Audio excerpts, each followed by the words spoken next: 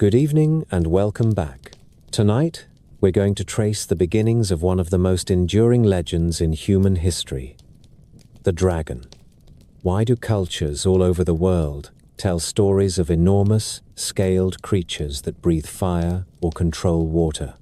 Where did these ideas come from, and why do they appear in places as far apart as China, Europe, and the Americas? We'll look at some of the earliest dragon myths, from China to Europe and beyond, and see how each culture shaped the creature in its own way. Some saw dragons as wise and protective, others as destructive and terrifying. Yet somehow, the image of the dragon has lasted for thousands of years and is still with us today.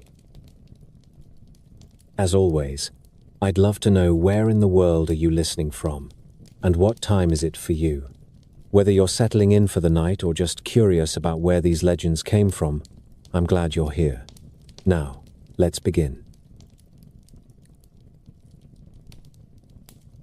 If you go back to the first written stories, the world begins with a storm and a struggle. The enemy is not a king or a neighbor. It is a serpent, the size of a sea. The earliest scribes in Mesopotamia set it on clay. They called the primordial waters Tiamat, a mother of gods who took the shape of a vast sea creature. In the Babylonian creation epic, the Enuma Elish, the young god Marduk faces Tiamat in a trial before all the gods. He raises a net to snare her and summons the winds until the seas are torn open. When she opens her mouth to swallow, the winds rush in and hold her wide. He looses an arrow that pierces her heart. After the battle, he does something that tells you how ancient people thought about order and chaos. He cuts her in two. From one half, he makes the dome of heaven. From the other, he makes the earth. Rivers spring from her eyes, the great channels that will water the land. The body of the chaos serpent becomes the map for a habitable world. Creation is not a gentle blossoming.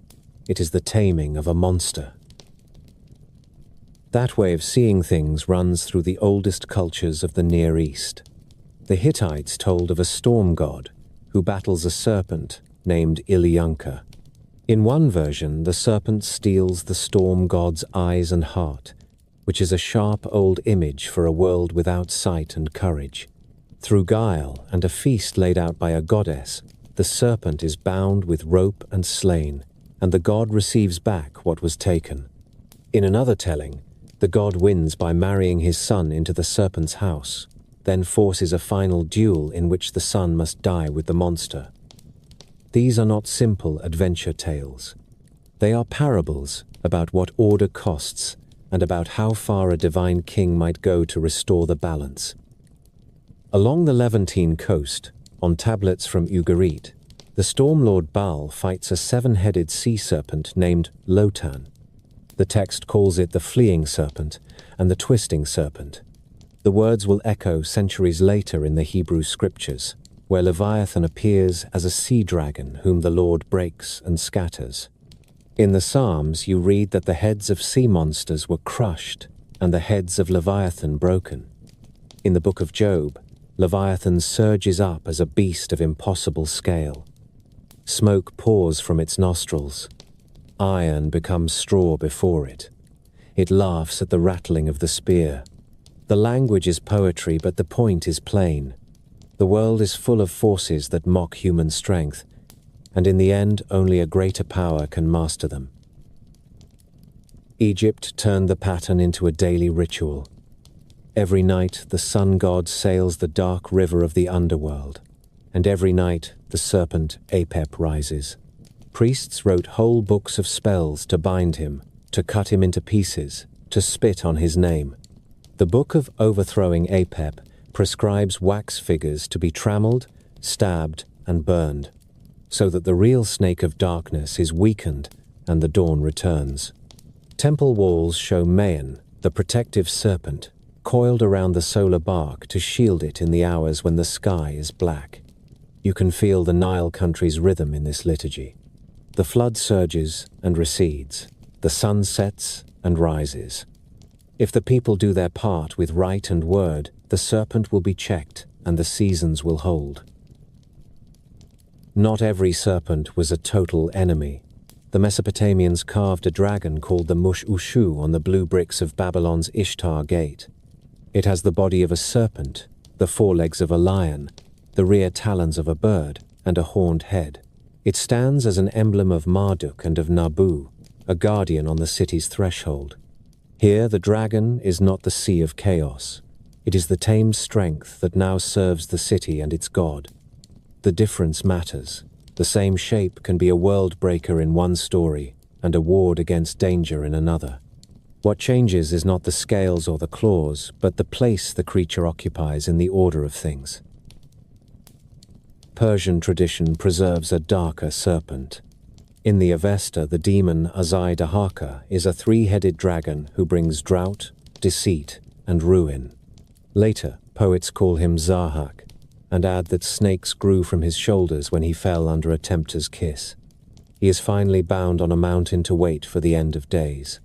That image of the dragon chained is a cousin of other bindings in the region. Tie the serpent, and the world can breathe again. Leave it loose, and the wells dry up. For a land that lives by rivers and seasonal rains, the metaphor does not need much explanation. This whole family of stories carries a single shape at its heart. A serpent, or sea dragon, stands for the raw power that defeats and unravels. It can be a flood or a drought, plague or eclipse, invasion or civil collapse. Ancient storytellers do not point to a weather map, they call up a creature. When the waters rage at the wrong time, the snake is thrashing.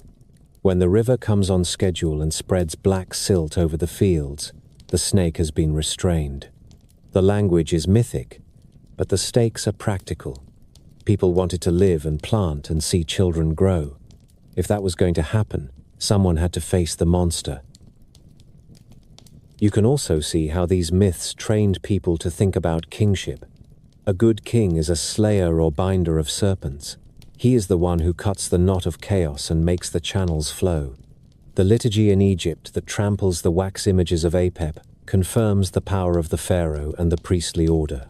The Enuma Elish ends with the gods granting Marduk 50 names and the right to rule. Even the protective dragon on Babylon's gate tells every traveler that this city has put the wild under its heel. There is politics in the coils of every serpent. Art fixes the memory. Cylinder seals show long-bodied creatures twined around shrines and gods. Reliefs paint the dragon of Babylon with a forked tongue and a ridged back.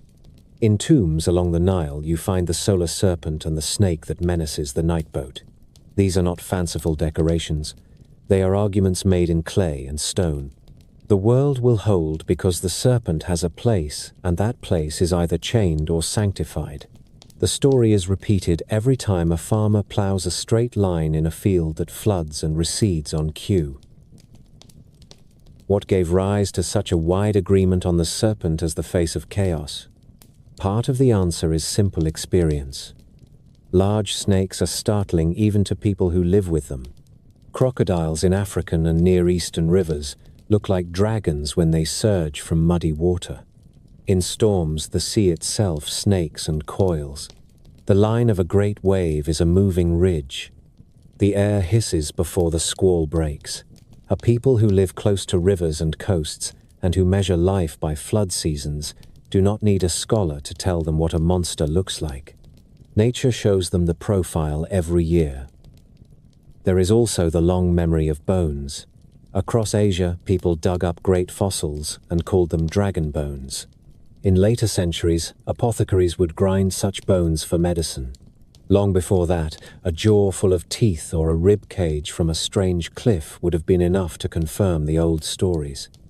You do not have to know what a dinosaur is to feel that something inhuman once swam or strode here. The mind supplies scales and smoke. The tail of the serpent grows another ring. When you step back and look across the first civilizations, the pattern holds with small local turns. Mesopotamia dramatizes creation as a dragon fight and hangs the sky on the bones. Egypt ritualizes the nightly duel so the dawn can be guaranteed. Anatolia tells of a storm god who has to win back his heart and eyes from the snake. Canaan sets a seven-headed serpent against the rain god. Israel takes up the language and makes the victory the Lord's alone. Persia makes the dragon a plague-bearer, who must be bound until time's last day. In each case, the serpent is the image of what must be mastered for life to go on, whether that is flood, drought, darkness, or the arrogance of a bad ruler. This is why the serpent of chaos sits at the start of our dragon story. Before the mailed wings and the horde, before the knight and the lance, there is the river god with a net, and the priest with a knife of flint, and the king who promises to hold back the dark. The dragon is first a shape for the problem of the world. How do you turn danger into order? How do you make days that follow each other in a line? The answer the ancients gave was stark. You find the serpent, and you put it to use, or you put it to the sword. The oldest storytellers did not leave the serpent alone in the dark. They set a figure against it and gave that figure a name, a weapon, and a reason to fight. The shape changes with each land, but the bones of the plot remain steady. The world is not right. Water is withheld or floods rage without end. The people cannot plant. A city is threatened. A god or a champion steps forward and faces a creature that coils around what everyone needs. The fight is not sport. It is a struggle for a livable world. In the hymns of the Rig Veda, the storm god Indra earns his place by killing a dragon called Vritra. Vritra withholds the waters, and the land dries and cracks. Indra drinks the sacred draught that gives courage, lifts the thunderbolt, and strikes. The hymns love exact images. They say that when Indra smote, the mountains split, the cattle ran free, and the 7 rivers burst forth to their courses. That is a clean way to tell a river culture that the flood has come on time. Later poets fill in more detail. They say the thunderbolt was forged by a craftsman of the gods, and that a great sage gave his bones so that the weapon would have strength. The truth that matters is older than these additions. Storm, thunder, and rain are the tools that break the serpent of drought. The hero is a sky figure who brings water back to the fields. Across the Iranian plateau you find a kindred battle. The old scriptures tell of a champion named Thraitaona, who defeats a many-headed serpent called Azidahaka. The dragon carries famine and lies, which are as deadly as empty wells. When Thraitaona strikes, he frees the land, and the people bless him as a restorer. In later tales, the serpent is bound on a mountain to wait until the last day. That binding is important. Not every victory ends with a corpse. In many places, the right end is a chain. The monster must be kept where it cannot wreck the order of the seasons. Travel west and you hear the storm king Baal clash with a sea serpent named Lotan on the coast of Canaan. The old tablets call Lotan the fleeing serpent and the twisting serpent, and they give him 7 heads. 7 is not only a number, it is a measure of abundance and a sign of total power. A god who cuts 7 heads has not only won a duel, he has proved that he can master a chaos that renews itself. Later, the poets of Israel will remember this shape when they sing that the Lord breaks the heads of Leviathan in the waters. The monster is an emblem for whatever rises up against life. The god who rules the storm is the only one who can put it down. Greece carries the story into a landscape of mountains and islands, and there the dragon often guards a spring, a grove, or a treasure. Zeus, the king of the sky, fights Typhon, a serpent whose heads spew fire and smoke. When Zeus hurls his lightning, he buries the serpent beneath the earth, and some say that the hot breath that comes up through mountain vents is the body of Typhon still stirring. Apollo kills Python at Delphi so that his oracle can take root beside the sacred spring. Cadmus kills a serpent sacred to Ares and sows its teeth. And armed men leap from the ground. A mythic way to say that a city can grow from blood and courage. Heracles meets the Hydra in a foul marsh and learns that strength alone will not do. Each time he cuts, the wound multiplies. Only when his companion cauterizes the necks does the hero win. Greek tales are frank about the cost of victory. They show sweat, fear, and the invented trick that turns the fight. The lesson is not only that the serpent can be beaten, it is that the serpent is clever and that only a prepared mind will come back alive. The Hittites in Anatolia, who lived between steppe and forest, tell of a storm god who first loses to a serpent named Illuyanka. The serpent steals the god's eyes and heart. Through the counsel of a goddess and a mortal hunter, the god regains what was taken and binds the serpent at a feast. He kills the monster, but must sacrifice his own son, who has married into the serpent's house.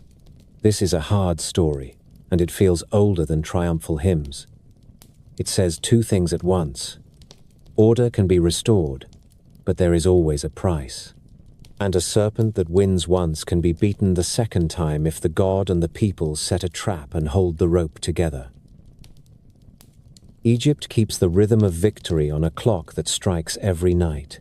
The crew of the sunboat faces the serpent Apep in the hours of darkness. Priests in temples far from the desert mouth of the river spit on wax figures, stab them, burn them, and grind their ashes to make sure the world opens again to light. The victory is ritual, and it is repeated. In truth, this may be the more honest account. No single fight ever tames the world for good. Every season has its serpent. Every night has a black river. The people work and pray, and the story is told again so that grain can be sown with a steady hand. You can see how the parts line up across these lands. The opponent is serpentine. Often it has many heads. It lives in water or controls water. It hoards what should flow. The champion is a stormbringer, or a figure who borrows the storm's tools. He carries thunder, lightning, or a spear that mimics both. He frees a river, opens a spring, or clears a sky. The result is not only the death or binding of a beast, it is the rebirth of a landscape. The people do not cheer a trophy on a wall. They cheer rain striking fields that had cracked. The old language of a scholar would call this a shared pattern. Today, a simpler thought will do. Neighbors learn from neighbors, and tribes carry their songs when they move. Long before ships stitched the edges of the Mediterranean to the Indus, people traded not only copper, tin, wool, and grain. They traded the names of gods and the shapes of monsters. A good story travels faster than a caravan. Once you have heard of a hero who releases the water by spearing a serpent in a mountain pass, it is hard to forget it when you look at a river bursting from a limestone gate after the rains. These fights are not only about weather and farming, they also teach what a leader is meant to be. The god who sits on a throne must have slain or bound a dragon. The human king, who claims the god's favor, must copy the deed in juster wars, fair laws, and the building of canals. In Mesopotamia, kings cut channels through the silt and called them gifts of Marduk. In Egypt, a pharaoh proved that he held Apep at bay by maintaining temples, watching the calendar, and seeing to storehouses that could soften the lean years. The hero in the story is not a private adventurer. He is an image of good rule. If he fails, the serpent is not the only thing that wins. So do famine, banditry, and despair. The fight also carries a smaller meaning that anyone can feel. The monster can stand for a sickness, a drought of the heart, a fear that wakes you in the small hours. The hero can be a parent who refuses to give in, a wise woman who knows when to heat the iron, a group of neighbors who rope the problem and pull together. Myths do not survive only because priests repeat them. They survive because the mind recognizes parts of its own experience in the old scenes. There is always a river to free. There is always a wound that will not close, unless you find the right fire. The old world did not stop telling the story when cities fell and new tongues came.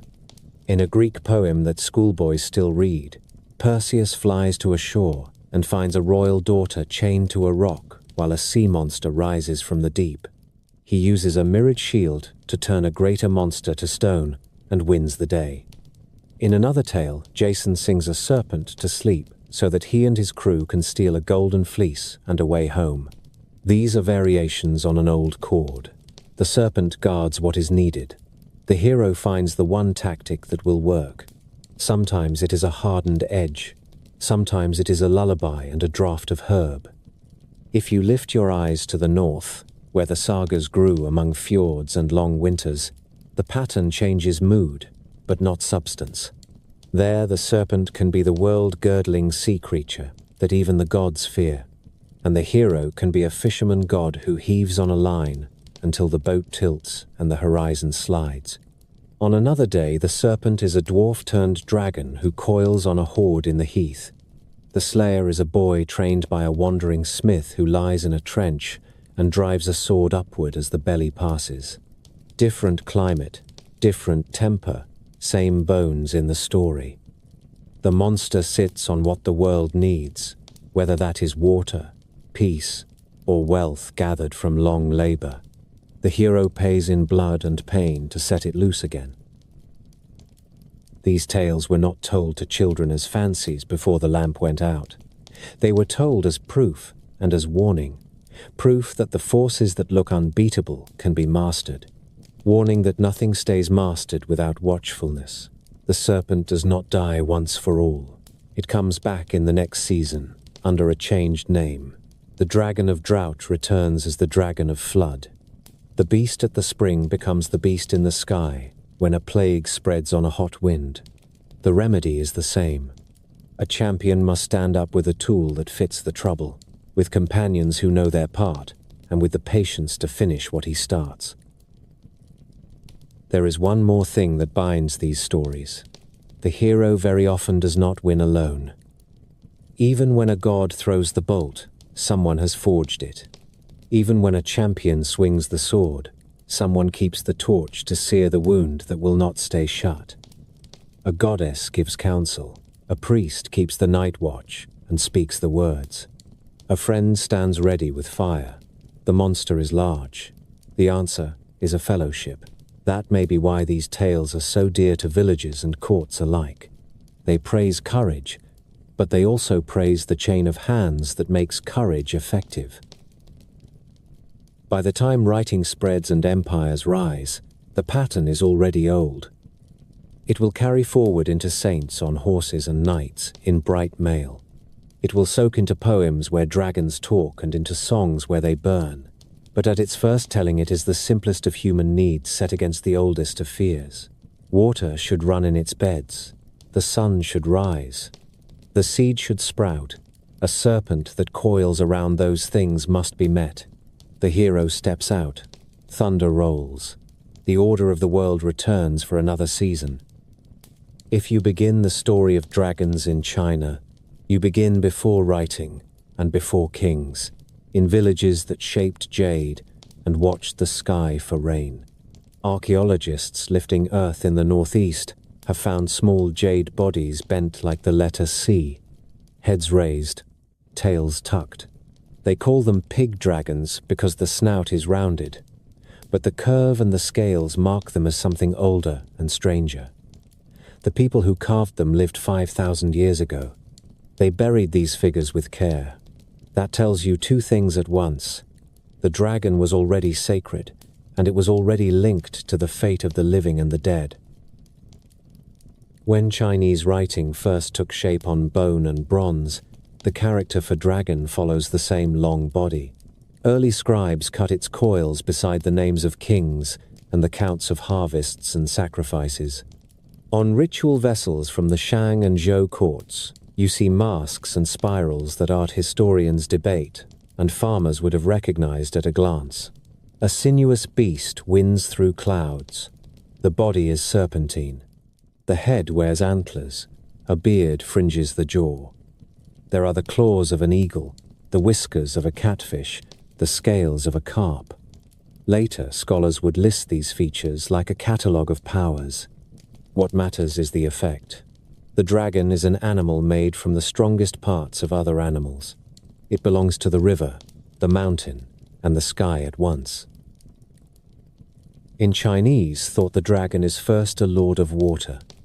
It rises with thunder. It coils in cloud. It lives in lakes and in the deep of the sea. Rains come because dragons move.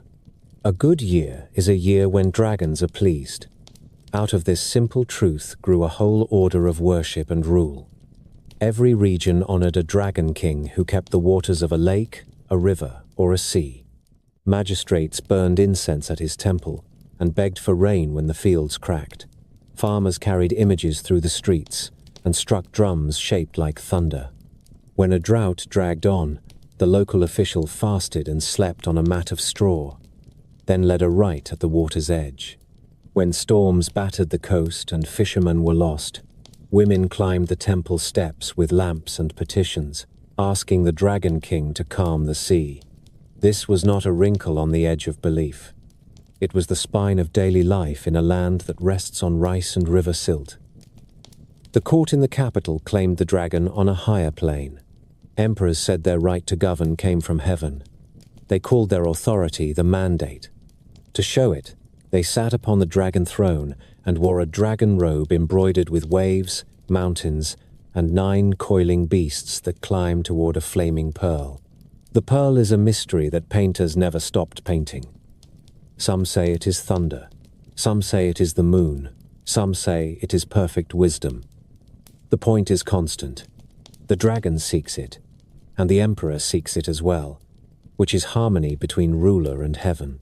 Only the emperor could wear 5 clawed dragons. Princes and nobles had to make do with 4 or 3. The law was exact, and the message was plain. The closer you stood to the Son of Heaven, the closer you stood to the dragon. You can walk the old palace and read this claim in stone and tile.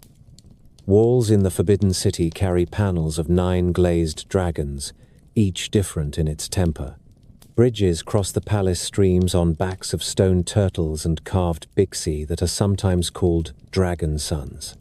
A marble ramp rises to the great halls, with more than 1,000 scales carved in relief. Even the roof lines bite the clouds, their ridge beasts shaped like small dragons that keep the fire spirit from landing. You live under dragons in that city. They watch from pillars. They curl around throne dais and incense burners. The eye is meant to understand without words. The emperor rules if the dragons are near and content. If flood or famine follows him year after year, then the dragons are displeased and heaven has turned its face. Myths fold into this public language. A very old legend tells how Yu the Great saved the land from a flood that lasted for years. He did not try to dam the waters. He studied the channels and cut new ones with the help of a turtle spirit, and sometimes with dragons who hauled earth in their claws. The flood fell. Settlements and fields returned. A dynasty began. In another tale, the Yellow Emperor takes on the aspect of a dragon at his death and rises to heaven. That is not a boast about a body of scales. It is a way to say that a founder's spirit joins the realm of thunder and cloud. Other stories soften the grandeur. A farmer named Dong Fu learns the will of dragons and tames them with an honest heart. A village turtle becomes a dragon when it grows old and wise. The lesson is constant. Dragons favor those who align themselves with the right order of things.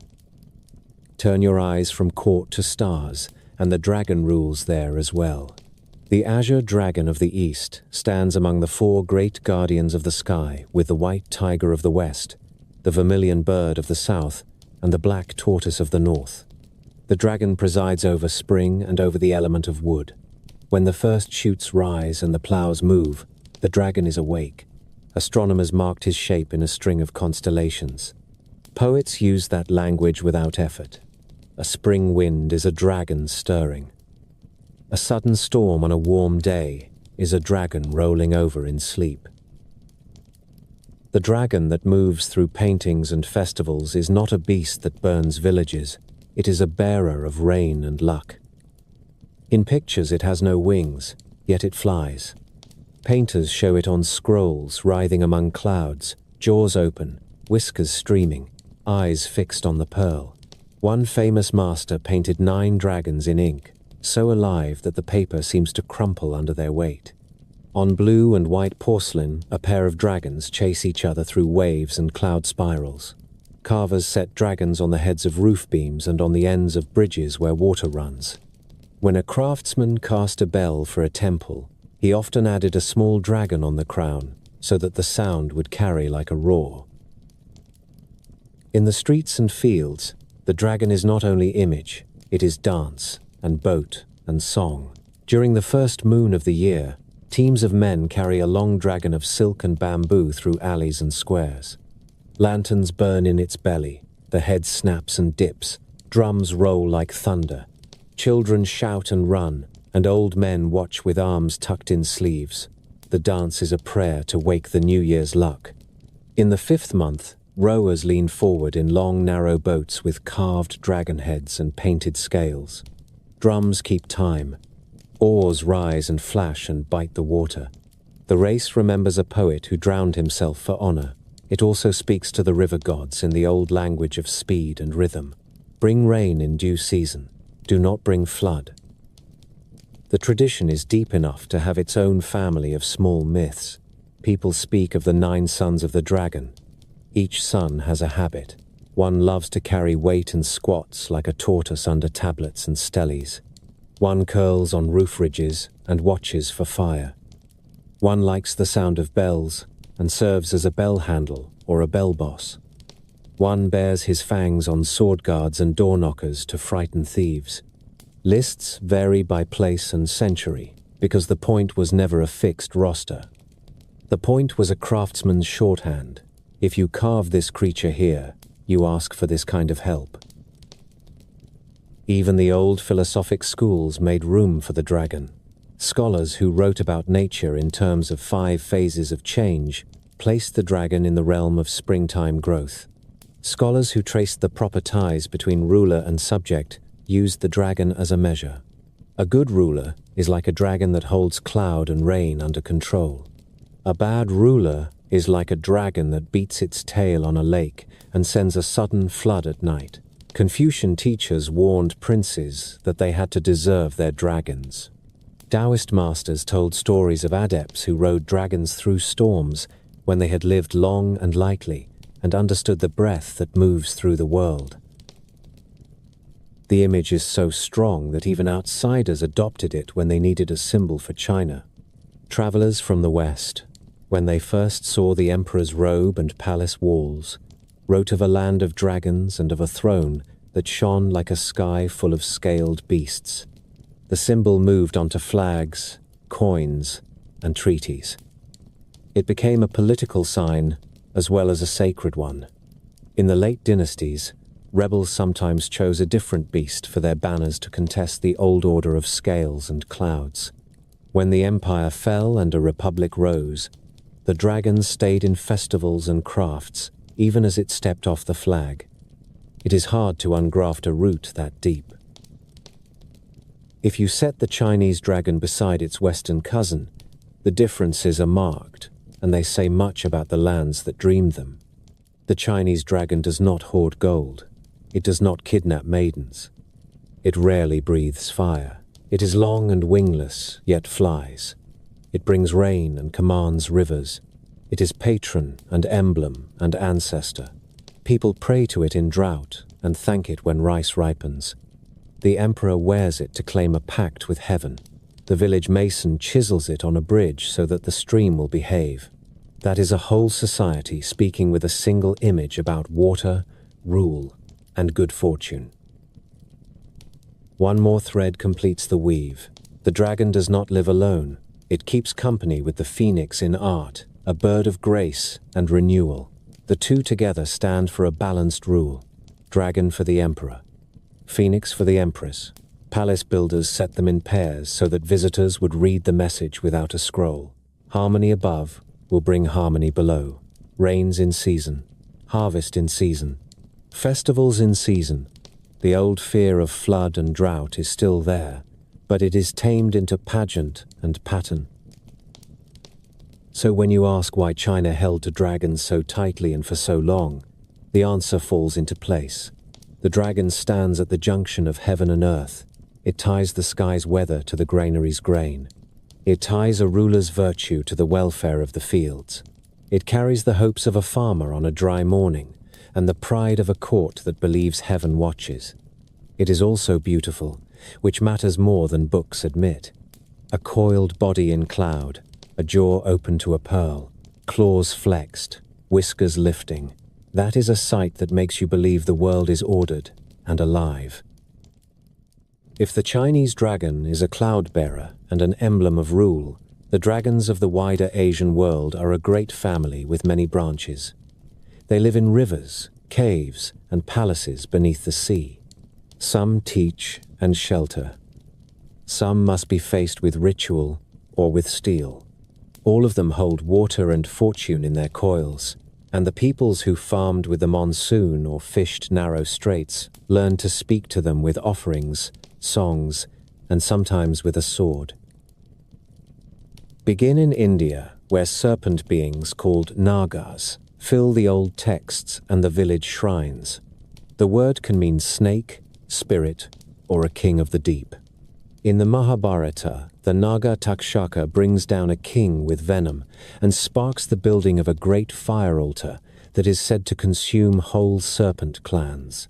In another story, the serpent Kalia poisons a river until Krishna leaps into the water and dances on his many heads to drive him away so that cattle and children can drink again. A greater Naga named Shesha lies coiled beneath the worlds and serves as the couch of Vishnu during the long sleep between creations. Poets call him Ananta, which means without end, and give him 1,000 hoods that spread like a living canopy. When the gods and the anti-gods churn the ocean of milk to draw out the nectar of immortality, they use the serpent for Suki as the rope, with gods on one side and rivals on the other, and the mountains rise and sink as the world heaves. These are not idle fancies. They make sense to a land that watches great rivers rise from snow and seeks the right relationship with waters that can bless or ruin. The Nagas are not always foes. In Bengal, people still honor Manasa, a serpent goddess who protects against snakebite and brings fertility to fields and families. In Buddhist lore, the newly awakened Buddha sits in meditation while a storm gathers. The Naga king Mukalinda rises from a lake and spreads his many hoods to shield him from wind and rain. Later, Buddhist stories speak of Naga kings who guard scriptures and relics in palaces under the water and bring them forth when a teacher is worthy. In this way, the serpent is not a dragon to be slain. It is a keeper of wisdom who chooses when to share.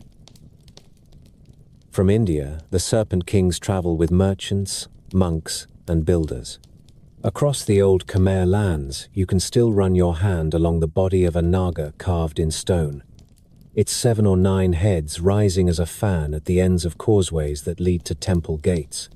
At Angkor, the railings of the great avenues are entire serpents in stone, guarded by giants and gods who seem to be churning them as if the whole city were a model of the first sea. Khmer legends of origin even tell of a marriage between an Indian wanderer and a Naga princess. From that union, a kingdom is born after the princess's father drinks the floodwaters so that land can appear. That image shows how the region understood rule. A rightful king is one who can make a pact with the powers of water. Follow the Mekong, and you enter lands where the Naga is a neighbor. Laos and Thailand keep river serpent shrines at bends and eddies. Boat races thunder down brown water, under eyes painted large on carved dragon prows. In the far northeast of Thailand, people watch the river at the end of the rains for red fireballs that rise from the surface in the night. Villagers call them Naga lights and treat them as a sign that the river spirits stir.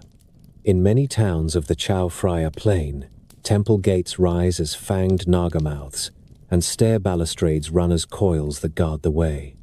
Monks teach that a Naga once took human form to request ordination, and the tale still shapes practice. In some monasteries, a novice wears a serpent-patterned robe for his first days to honor that visitor from the deep. Turn east, and the dragon becomes the ancestor of a people.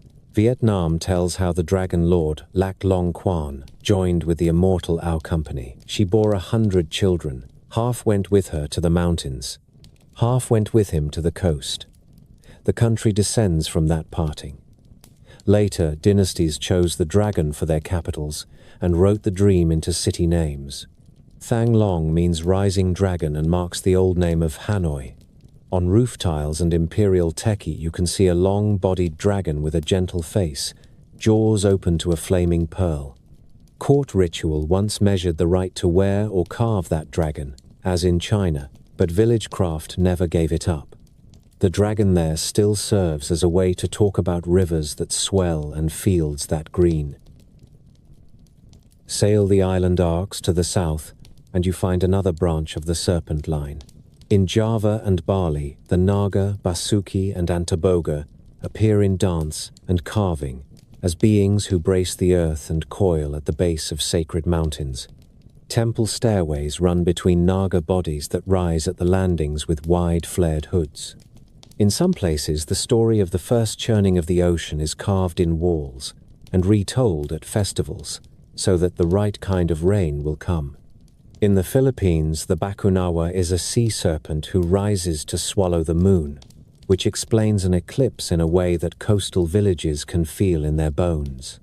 When the shadow bites, people beat pots and call out to drive the serpent away. In Borneo, the Dayak carve a creature they call a so that wins like a serpent and bites like a dog and guards the edges of shields. These island dragons belong to water and wood, and the edge between. Climb into the mountains, and the dragon takes the shape of thunder.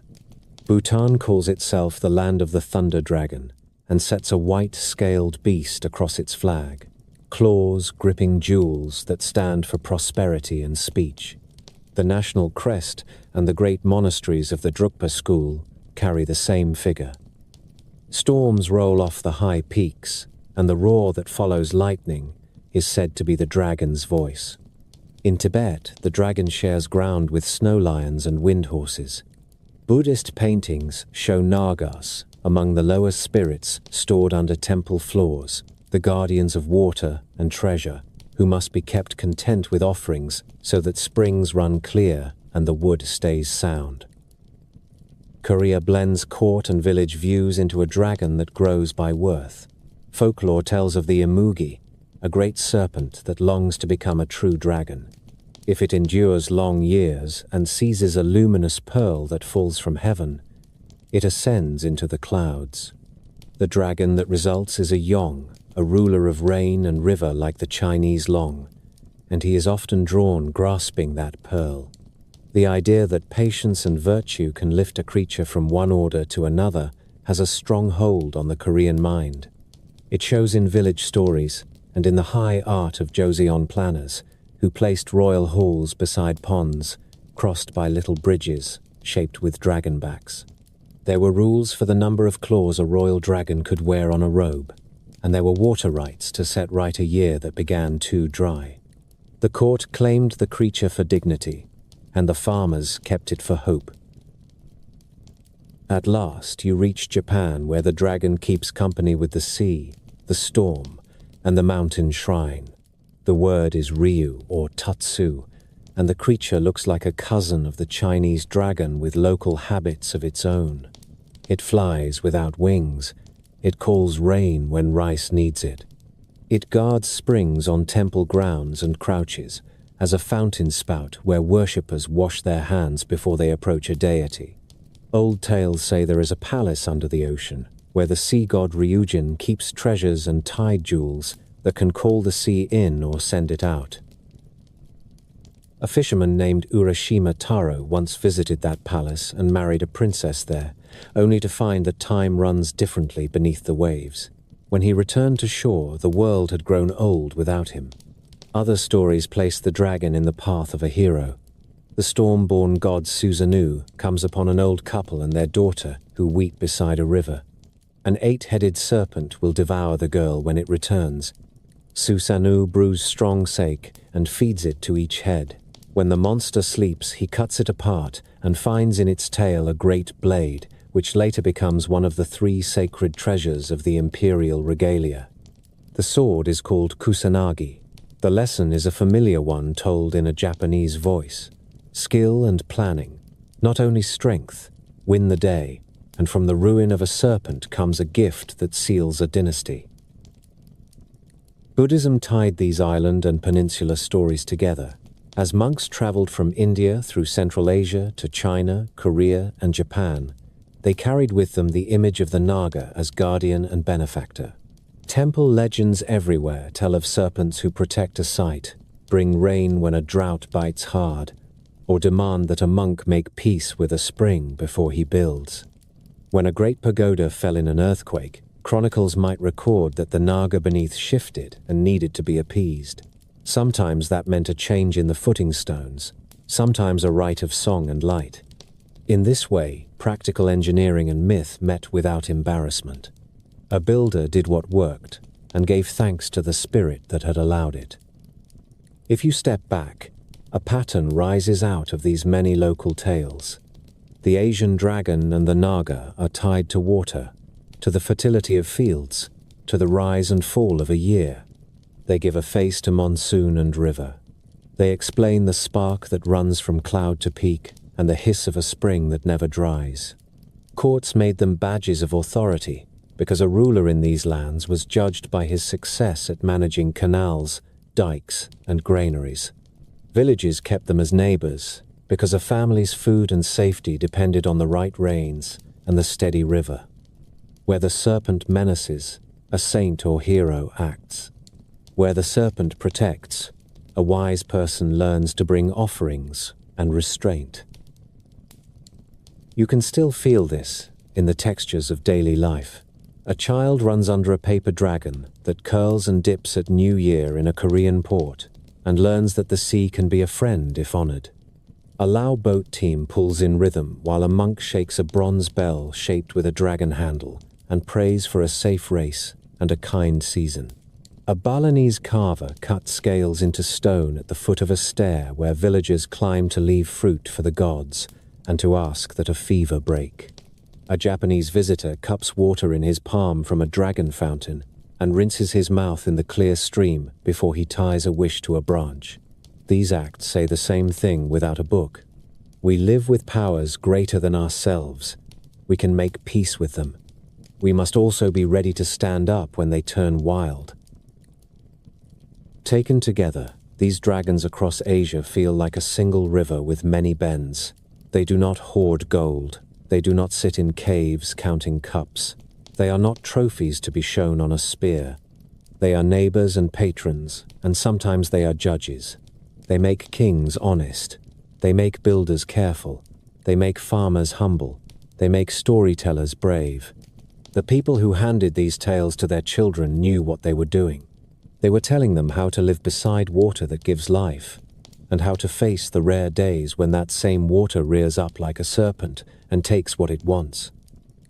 When Greek poets used the word drakon, they meant a great serpent with a gaze that never sleeps. The root of the word speaks of looking hard and watching. In story after story, these creatures are set to guard what matters. They coil beside springs that feed a city. They lie beneath trees that bear golden fruit. They keep watch over a fleece that kings dream of stealing. A hero who wants the water, or the treasure, or the favor of a god will have to face the watcher and either kill it or find a way to pass without a wound. Delphi is the right place to begin because the myths put a serpent at the birth of that oracle. Before Apollo came, the stories say the place belonged to Earth herself. A great serpent, Python, lived there and made the spring its own. When Apollo reached the valley, he loosed his arrows and struck the creature down so that his shrine could stand near the clear water. In older tellings, the fight is chosen by the god. In later tellings, he takes revenge because Python hunted his mother. Either way, a new order replaces an old one. The god of prophecy builds his house where the earth spirit once breathed, and a dragon that guarded the place becomes a corpse. The name Pythia given to the oracle remembers the dead serpent and the rot of its body. Even victory keeps the trace of what was taken. Travel to Thebes, and you meet another serpent whose death raises a city. Cadmus follows a cow to choose a site for a new home. He sends men to fetch water from a spring sacred to Ares. A serpent rises and kills them. Cadmus goes to the spring himself, grapples the beast, and drives a spear through its jaw. At the command of Athena, he sows the serpent's teeth in the ground. Armed men spring up and fight one another until only 5 remain. These 5 help Cadmus build the walls and become founders of noble houses. The story puts a dragon at the root of a city and makes its teeth the seed of a people. It also remembers a debt. Cadmus must serve Ares for years to pay for the blood he spilled. A serpent slain gives life, but there is a reckoning. By the marshes of Lerna, Heracles meets the Hydra on a day when his strength alone will not save him. The creature lives in a foul water and has many heads. When he cuts one, 2 grow back. He has brought a nephew named Iolaus to drive the chariot. That small choice proves wise. Heracles hauls a head high. Iolaus presses a torch to the bloody stump, and the neck sears shut. They make a rhythm of it: cut, burn, and move. The last head is immortal and must be crushed under a great rock. Heracles dips his arrows in the poisoned blood and carries deadly points for the rest of his life. Later, that poison will reach him again through a shirt soaked in a centaur's lies. The Hydra is more than a beast on a hero's list. It is a lesson about a problem that grows if you strike it blind, and about the cost that lingers after you win. Far to the west, a grove holds trees with apples of gold. The Hesperides tend them, and Ladon coils around the trunks as their guardian. No thief can pass while the serpent watches. Heracles needs the apples for one of his labors. The stories disagree on what he does. In one, he kills Ladon and takes what he came for. In another, he tricks Atlas into plucking the fruit, and then finds a way to make the old Titan lift the sky again while he slips away with the prize. Both versions keep the same truth.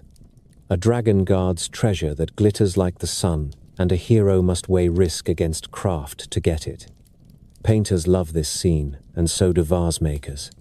A long body winds through branches while shining apples hang within reach and just out of reach. Across the Black Sea, another dragon lies without sleep in the grove of Ares at Colchis. The golden fleece hangs there, bright as dawn, memory of a flying ram that once saved a prince. Jason and the Argonauts reach the shore and face a task that cannot be done by force. The serpent never closes its eyes. Medea, who knows herbs and words that tame, softens the creature with drugs and song. It slackens. The hero takes the fleece off the branch and runs. Here the dragon is not killed. It is overcome by a skill that the men around Jason do not understand and that he will later betray. The story keeps the thought that a dragon is a guardian that can be lulled as well as slain, and that the one who calms it often pays a price when the ship turns home. Greek myths do not keep their dragons in caves alone. Sea monsters rise when a city has angered a god, or when a king has boasted past sense. The old word for such a beast is Ketos. When the coast of Ethiopia is cursed, Andromeda is chained to a rock as food for a creature from the deep. Perseus flies over the water with the head of Medusa in a sack, draws it out, and turns the monster to stone. In another tale, a sea beast is sent against Troy because of an insult. The city is spared when Heracles saves a royal daughter named Hesione from the jaws. These are not quite the treasure watchers of the groves and springs, but they are close kin. They belong to the rule that the sea and its gods impose. Offend them and a serpent rises. Please them, and the shore is safe again. A huge serpent stands as well at the rim of the Greek world in stories of Typhon. He is not a dragon of a spring or a tree. He is a force that rises against the sky itself. Later, poets describe him with 100 heads that blaze and roar. Zeus meets him with lightning and throws him down. Some say he lies under Mount Etna, and the fire that comes from that mountain is his breath. The tale is grand and stark. It tells a people who live near volcano and quake that the world is held in place by a victory that is never fully silent. The ground can still shudder when the old enemy rolls in his sleep. In the oldest Greek poems, the word drakon often means a snake, not a winged monster. The poets of the Iliad read omens in serpents that appear on the march. A snake devours birds in a tree before the eyes of the army, and a seer explains the count as a number of years the war will last. Shields carry images of snakes coiled and ready. A city wall can be called a dragon's back. The line between animal and legend remains easy. Yet the habits we now think of as dragons are all here if you look. Watchfulness, poison, many heads, a bond with water, a charge to guard sacred places and precious things. The later age that will picture wings and fire is working with clay that was already shaped. Rome does not invent many dragon stories of its own, but it preserves Greek ones and adds the weight of soldiers and naturalists who love to record marvels. Latin writers use the word Draco for great serpents in Africa and India. Pliny the Elder says a dragon will try to crush an elephant by coiling around it, and that both beasts can die in the struggle. He also says that in India, the serpent can be vast enough to stop a river when it drinks. The figures are wild, but the habit is clear. Romans treated these creatures as parts of a distant, natural world, dangerous but real enough to enter a learned book. There is a piece of Roman war lore that keeps a dragon at its heart and gives it a sound. When Roman legions fought Dacians on the Danube, they met warriors who carried a standard shaped like a dragon. A metal head with open jaws gulped wind. A long textile body streamed behind it like a living tail. When cavalry charged with the Draco high, the wind made it ripple and sing. The Romans liked what they saw, and they adopted the standard for their own units, especially for mounted troops. Later, emperors stamped coins with soldiers bearing a Draco, and law codes spoke of units called draconarii. In art from late Rome, you can still find the dragon windsock on a field, a sign of motion and fear sewn into cloth. It is not a beast at a spring, but it is a watcher all the same, a marker of where a cohort stands on the field, and a mouth that cries without a throat. Roman storytellers also kept the sea for marvels. Virgil sets a warning in the fall of Troy, when two great serpents swim from the waves and crush the priest Laocoon and his sons. He had warned his countrymen against the wooden horse. The gods who favored the Greeks send a sign that terrifies the Trojans into hauling the horse within their walls.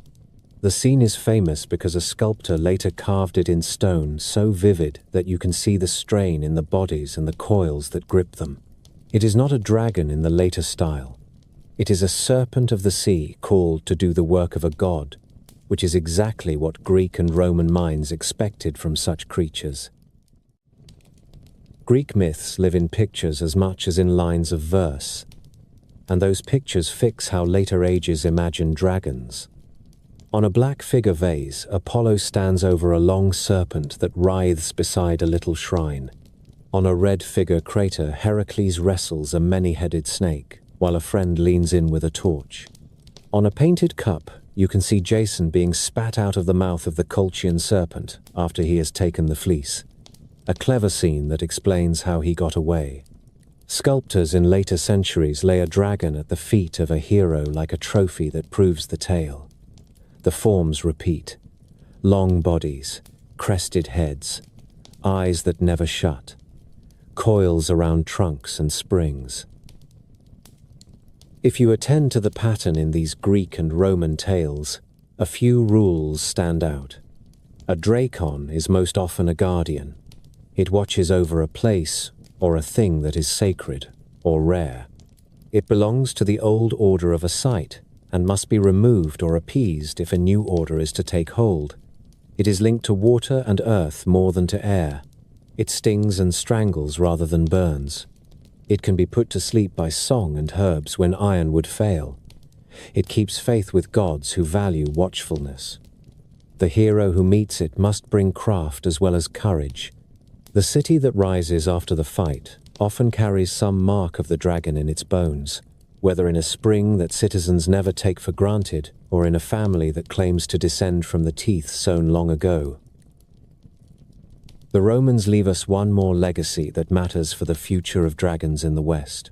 By taking the Draco standard into their army, and by writing as if giant serpents were simply part of the world, they keep the creature within the bounds of the plausible.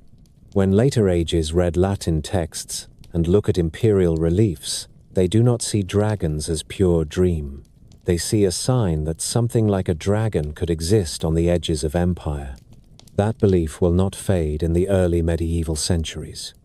It will move into bestiaries that list animals of creation, and into the sermons of saints who speak of serpents as images of sin, and also as beasts that live in the next valley over.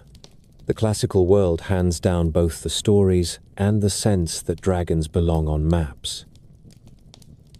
So the Greek and Roman chapters place the dragon where a city drinks, where a hero proves himself, and where an army rides. The creature is a watcher and a test. It can die, or it can be lulled. It can be turned into a banner. It can also be buried under a god's thunder and rumble from time to time to remind men that victory is never the end. From here, the tale will climb north into colder lands, where the serpent gains wings and a hoard, and where its shadow falls over long halls and barrow mounds. Sail out of the sunlit sea of the Greeks and steer into colder water where nights are long and trees groan in winter wind. In these lands, the serpent grows larger and more patient. It curls through the roots of the world ash. It lies over barrow mounds. It learns to speak. In time, it grows wings and fire. Most of all, it learns to love gold.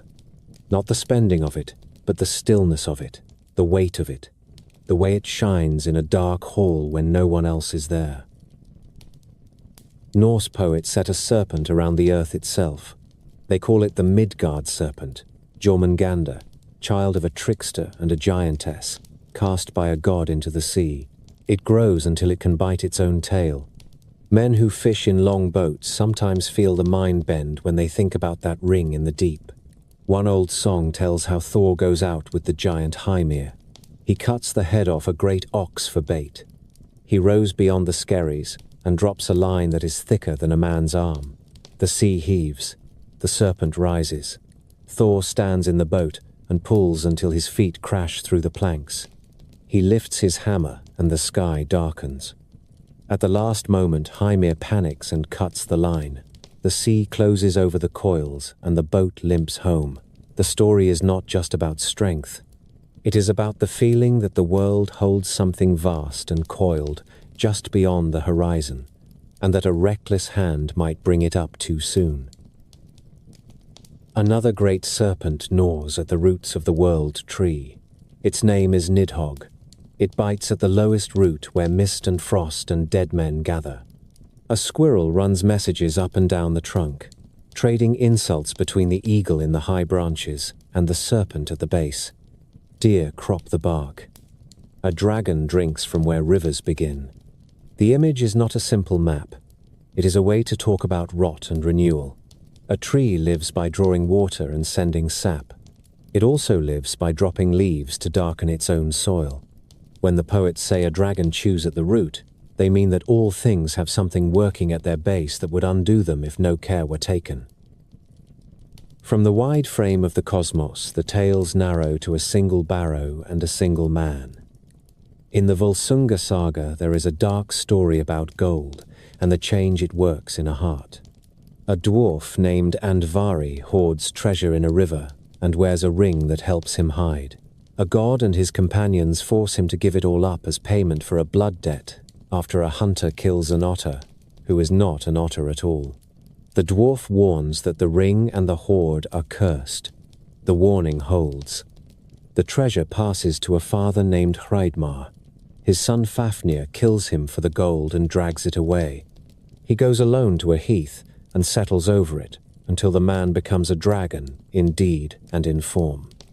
He breathes poison, he watches without sleep. He has no need for sunlight as long as the metal is near. Against him comes a boy named Sigurd, taught by the smith Regin, who is the brother of Fafnir and who covets the gold for himself. The plan is simple and careful. Dig a pit where the dragon drags its belly to a water place. Lie in the trench with a good sword. Stab upward when the weight passes and do not shirk. Sigurd does this under a sky as calm as an eye. Steel slides into belly and out again. Blood floods the trench. The dragon speaks. Fafnir asks the boy his name and his parentage and tells him he has been set up. He warns him that the gold will be the death of every hand that tries to hold it. The boy answers with the plain sense of the young. A man must die someday. He may as well die with great deeds behind him. When it is done, he tastes the dragon's blood. Birds begin to speak to him. They tell him that Regin is sharpening a blade to kill him as he sleeps. Sigurd rises, cuts off the smith's head, loads the gold on the backs of horses, and rides into a long doom of love and grief. The dragon falls. The curse does not. In later ages, singers on a different river will keep the same bones but change the names. They will sing of Siegfried, who kills a dragon, bathes in its blood, and grows hard to wound except in the one small place where a leaf fell and kept the skin soft. In the Old English poem about Beowulf, the dragon comes at the end as the final measure of a king. Long years have passed since the hero swam through winter seas to fight a shadow in a hall and then a mother in a cavern. He has ruled his people and grown old. In a headland barrow lies an ancient hoard sealed up with the bones of dead men.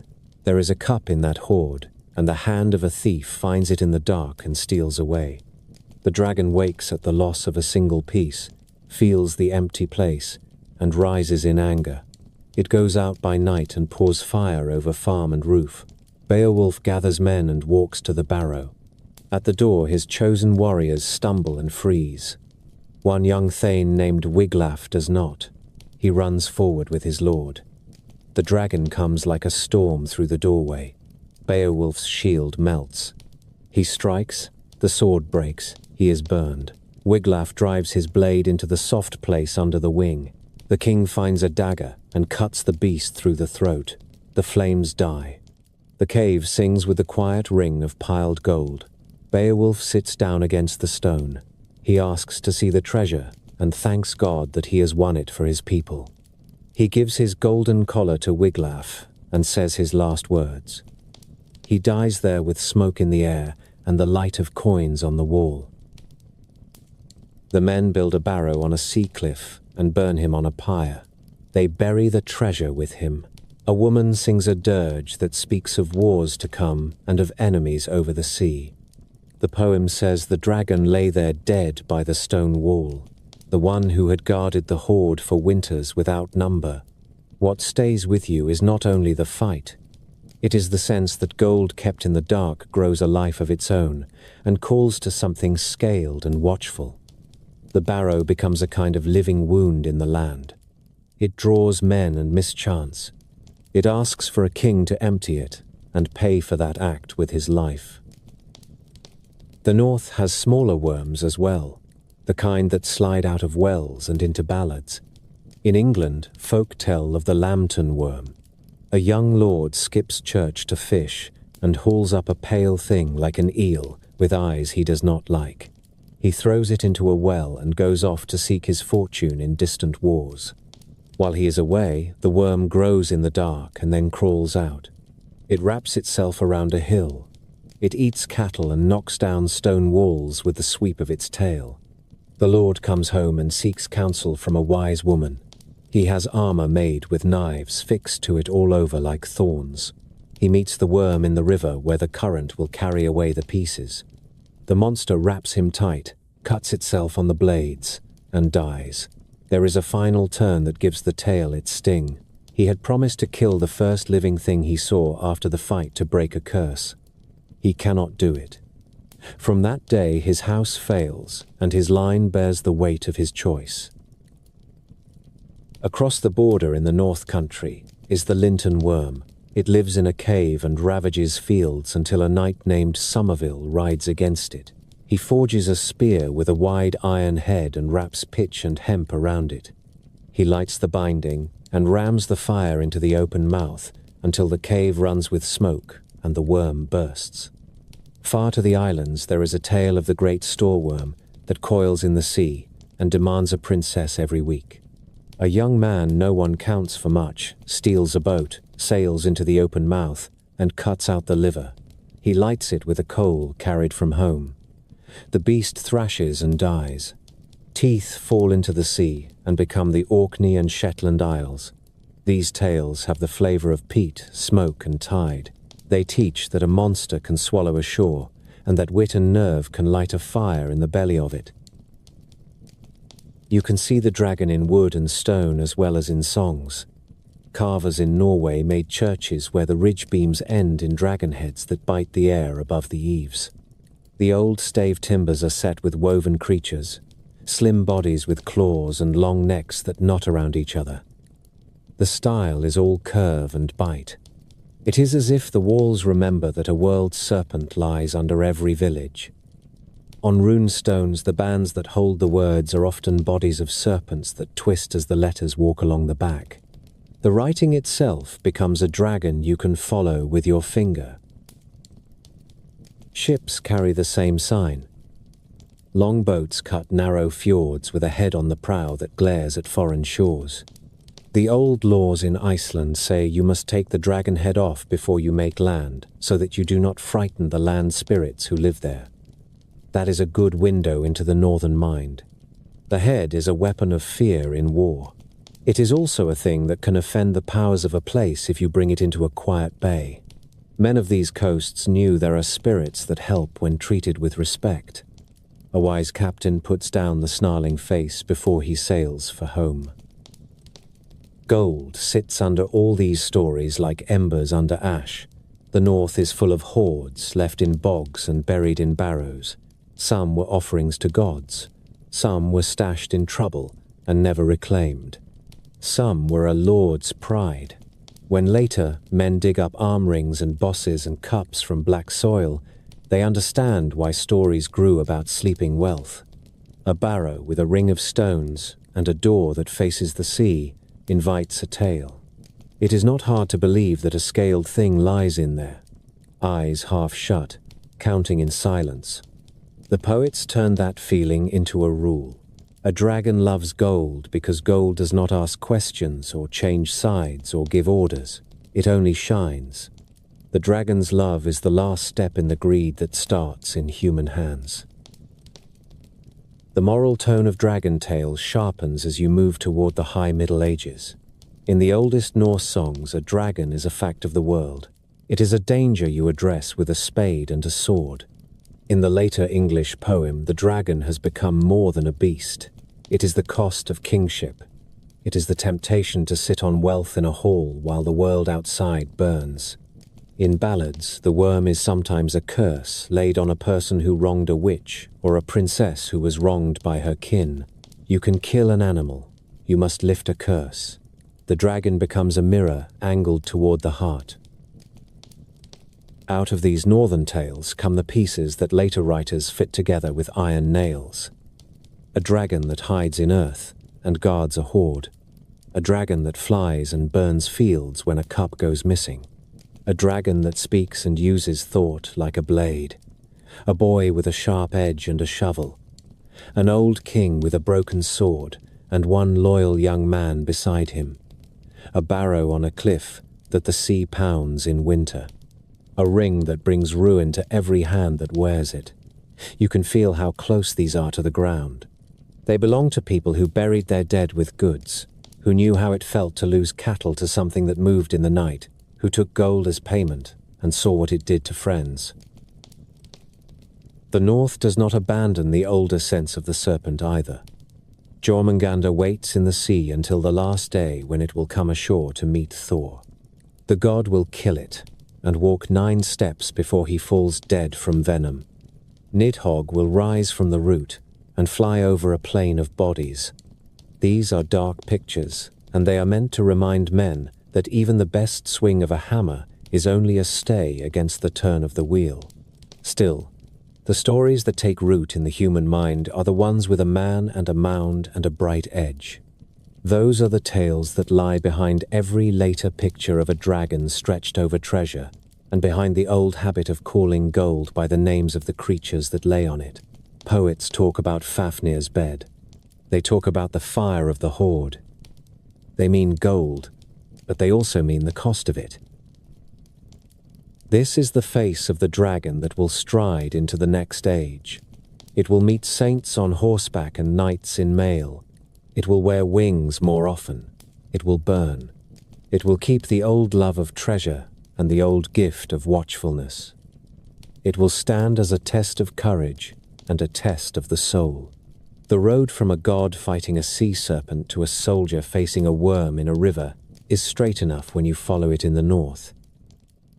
When the old gods faded and the church bells began to mark the hours, the dragon did not vanish. It changed neighbors. It moved from spring and sacred grove to village square and church wall. Priests preached about it. Painters set it under the hooves of saints. Children watched plays on feast days where a scaled monster gulped smoke and a holy rider drove it back with a lance. In this new world, the dragon was more than a creature. It was a lesson with claws. It stood for pride, greed, and the dark breath that spreads fear like a sickness. It also stood for the old powers that the church said must bow to a higher rule. Most people begin with St. George because his story took hold from the eastern shores of the Mediterranean to the rainy fields of England. The old Passion of the Saints says he was a soldier who died for the faith. Later tellers gave him a horse, a lance, and a city in trouble. In the Golden Legend, a book of saints' tales that spread in the 13th century, the scene is set near a town called Silene. A dragon has taken a marsh and poisoned the water. The people buy peace with sheep. When the flocks fail, they tie children to stakes at the shore. At last, the lot falls to the king's daughter. She stands by the water in ceremonial dress while the town weeps behind closed doors. George rides into the story as if from a door in the sky. He makes the sign of the cross. He charges with the lance and strikes true. The wounded beast thrashes. He calls to the princess to throw her sash. She loops it around the dragon's neck, and it follows her like a placid hound through the gate. The people cry out. The saint tells them that the town must turn to God. They do so. Only then does he kill the dragon cleanly and quietly. In this version, the battle is not simply between a knight and a beast. It is a sign that faith tames terror and sets the well free for all. The name and banner of George traveled with crusaders. In the east, he was already a soldier saint. On the long road and under strange skies, men liked the thought that he rode with them. By the time English kings raised companies under a red cross on white, George had become a kind of patron of courage. His feast was kept in England by royal order in the 13th century. Guilds took him as protector. Painters on panel and wall gave him a fine horse and a calm face and set the dragon at his spear point. You can stand before an Italian painting and see the moment when the lance slides through the ribs. The princess holds a leash. A city wall rises in the distance. A small crowd peers from a turret. It is theatre and theology at once. There are other saints whose stories hold dragons with a different touch. Saint Margaret of Antioch is remembered as a young woman who would not renounce her faith. Prison guards break and drag her. In the legend, a dragon appears in her cell and swallows her whole. She prays and lifts a small wooden cross. The cross wounds the belly from within, and she bursts out alive. In that sign, the tale taught women to call on her in childbirth and danger. It also gave stone carvers something fierce to set on tympanum and font, a small girl stepping calmly from a torn serpent, while a cross still shines in her hands. In France, people told how Saint Martha met a creature called the Tarasque along the Rhone. Fishermen had cursed it for breaking nets and dragging boats under. Soldiers had failed to kill it. Martha sprinkled the beast with holy water and sang a psalm. The Tarask grew tame and let her lead it back to town with a simple cord. People gathered and struck it in fear. The creature died there. The townsfolk felt the weight of that act and begged the saint to forgive them. To this day, Tarascon keeps a summer feast with a great wooden beast on wheels and a company of drummers who lead it through the streets. It is a remembrance of a dragon who fell to a hymn rather than a blade. On the Seine, another bishop left his mark on Martian memory. The people of Rouen told of a creature called the gargouille that lurked by the river, wrecked boats, and sent up smoke that blackened the air. Saint Romain faced it with prayer and with a volunteer from the town. He slipped his stole around its neck and led it back like a bridled horse.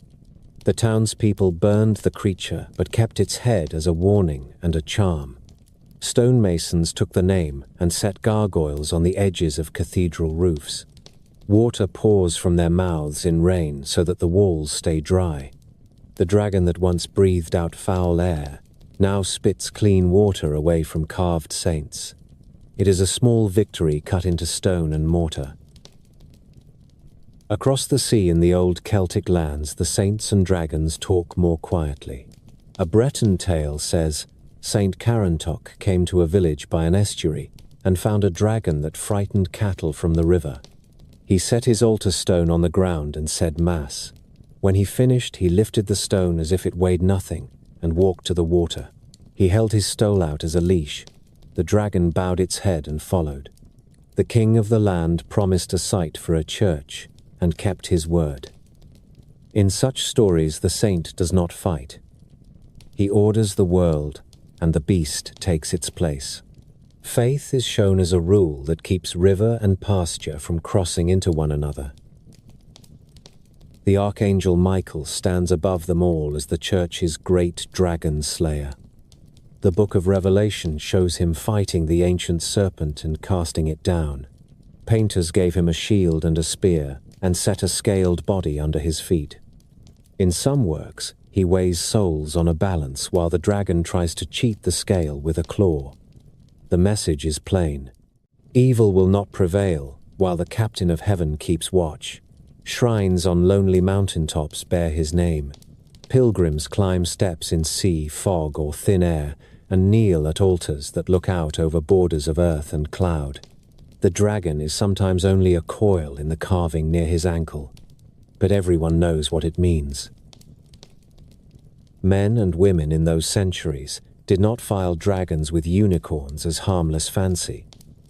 Bestiaries listed dragons among the largest of serpents. Isidore of Seville wrote that the dragon loved caves and ran from the smell of crushed laurel. Travelers returned with crocodile skins and hung them above doors in churches as trophies of dragons slain in Egypt or the Levant. Whales washed ashore and left ribs and jawbones that could be mounted as signs of monsters from the deep. Apothecaries sold glossopetrae, which are fossil shark teeth, under the name of dragons' tongues. People ground them and wore them against poison. Scholars smile at this now. A farmer in a coastal parish with a black tide in the reeds did not smile. He walked past a church porch and saw a huge jaw hung high and felt better for it. Sermons used the dragon to teach the shape of sin. The coils were pride and envy. The breath was slander and plague. The hoard in its cave was the wealth that a rich man kept from the poor while the village starved. In a stained glass window you might find a dragon at the foot of a drinking well. Above it a saint raises 2 fingers in blessing and a stream runs clear into a bucket. The scene is a diagram for a whole way of life. If the well is to run sweet, someone must stand between the community and whatever fouls it. The someone is a priest, a saint, a just ruler, or a neighbor who refuses to be afraid. The theatre of the parish took up this teaching and gave it voice. On St. George's Day, some towns staged a play where a dragon built of canvas and ash sticks wove through the crowd with a man inside to pull a cord that worked the jaws. Boys ran in fear and delight. A girl in white walked beside with a ribbon for a leash. When the spear struck home, the dragon belched smoke. Drummers beat their hands raw. Afterward, a procession wound to the church for a blessing and a fair. This was not mockery of faith. It was faith that everyone could enter, with laughter for the brave and the nervous both. In cathedral sculpture, the same idea was made grand. Timpana above doors showed saints standing calm while a dragon crawled at their hem. Capitals on columns coiled with scaled bodies that met vines and leaves in tidy knots. Pulpits carried carvings of George or Michael, so that every sermon rose from a base that had already preached a wordless homily on courage. A person who could not read a letter could read that. There were quieter uses too. When plague came and bells tolled without pause, processions wound through streets with relics and candles. Some towns set out figures of dragons on carts and dragged them out of the gate and into the fields, as if to cast pestilence from the walls. The language here is old, older than the altar and the tower, but the church did not disdain it. A priest who had buried a dozen in a week used every means to steady hearts. If hauling a wooden serpent passed the well-bought silence for one night and courage for one morning, that was good work. In this medieval world, the dragon kept two faces. One was a beast in the marsh at the edge of a town. The other was the devil in a sermon. Often the two were the same. The worn note in many lives was not terror of a monster. It was the fear that a season or a sickness would break them. The tales of saints and dragons admit that fear. They answer it with an image of a person who stands between terror and the people and does not run. Sometimes that person fights. Sometimes that person speaks and the beast obeys. Sometimes that person binds a wound or blesses a well. The shape of the story fits the shape of a parish year. The shift from the ancient dragon to the medieval one is not a break. The creature still guards water. It still lies near treasure and roads. It still troubles ships. What is new is the conviction that the right word and the right sign can check it. Where older heroes carried thunderbolts, the saints carry rights and patience. Where older kings sowed teeth to build a city, the bishops set up fonts and altars and teach the people to hold steady. The dragon is made to serve as a teacher of both peril and hope. By the time this age ripened, the dragon was everywhere you looked. It spat rain from a gargoyle. It coiled on the page of a bestiary, beside a note that warned of its glare. It lay under the feet of Michael on a rood screen. It beat a drum in a May play and made children squeal. It hung from a church beam as a crocodile from far away. It crouched in the mouth of a cave outside a village in a story told at night when the wind moaned through the trees. The creature had become a common language. When people said dragon, they meant a danger faced together and a victory that depended on courage and grace. All this prepared the ground for the next kind of tale. Priests were not the only ones to stand between a village and a beast. Knights and common men stepped forward with iron and craft. Their stories are leaner and rougher. They speak to hunger and fear in the body as much as in the soul. They also shape the dragon in a new way, with wings and fire and a love of gold that burns the heart that covets it. Once the saints had shown that prayer could turn a monster, the lay world answered with iron and craft. These are stories of towns that wake to smoke and hoofbeats, of notices nailed to a church door asking for any man with a steady hand, of forges ringing at midnight while a smith and a squire test a blade across a billet of seasoned oak. The dragon in this world is not always a figure for sin. It is also the thing that eats sheep and drinks from the mill pond and frightens children from the lane. Knights step into the road with spear and mail and a plan, and the plan is often the difference. The English ballads keep a shelf of such fights. They like to name a hill and a brook and a gate, so that anyone who lives nearby can point to where the first shout rose. The tale of the lambton worm begins with a careless boy and a Sunday he chose to skip. He fishes the ware and hauls up a slick thing like a great eel, coils it around his arm, shudders at what looks back, and flings it into a well. He goes abroad to make a name. Years pass. The thing in the dark learns to climb. It grows, leaves the well, and wraps its body around a hill like a belt. It takes cattle from buyers and slaps stone cottages to pieces with a sweep of its tail. When the prodigal comes home, he finds a county that mutters his name with the worms. He goes to an old woman for counsel. She tells him to meet the creature in the river and to have his armor studded with blades. He does as told. The worm closes in, coils to crush, and cuts itself on every iron thorn. The river runs red and carries the pieces away. The boy had sworn a harsh oath as part of the bargain. He fails to keep it. The song says his house paid for that failure in sorrow and thin years. The lesson lands twice. You can kill a monster with forethought. You do not leave the old debt unpaid. Not far off, the worm of Linton chewed its way into memory. It lay in a cave and came out to take livestock and frighten travelers on the road between farm and church. A man of the border, Somerville by name, had a spearhead forged wide, bound it with pitch and tow, and set it alight. He waited by the hole and thrust the burning iron into the open mouth. Smoke and stench rolled over the heath. The worm burst. The story is told in a few strokes because people in that country knew what a quick kill looked like and why a bit of pitch and patience could do what a dozen swords could not. The Wantley dragon is of another sort. It comes down from a ridge and knocks down stone walls just to hear them fall. It swallows a child on the way to fetch water and drinks the whole mill pond for the pleasure of it. The hero of that ballad is no saint.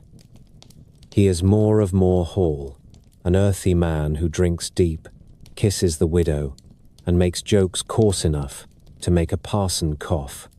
He has a suit of armor made with spikes so thick that he looks like a walking hedgehog, and he meets the dragon in a glen where the ground is soft. He wrestles and rolls, gets under the belly where the scales are thin, and then he does a thing that a minstrel loves to sing.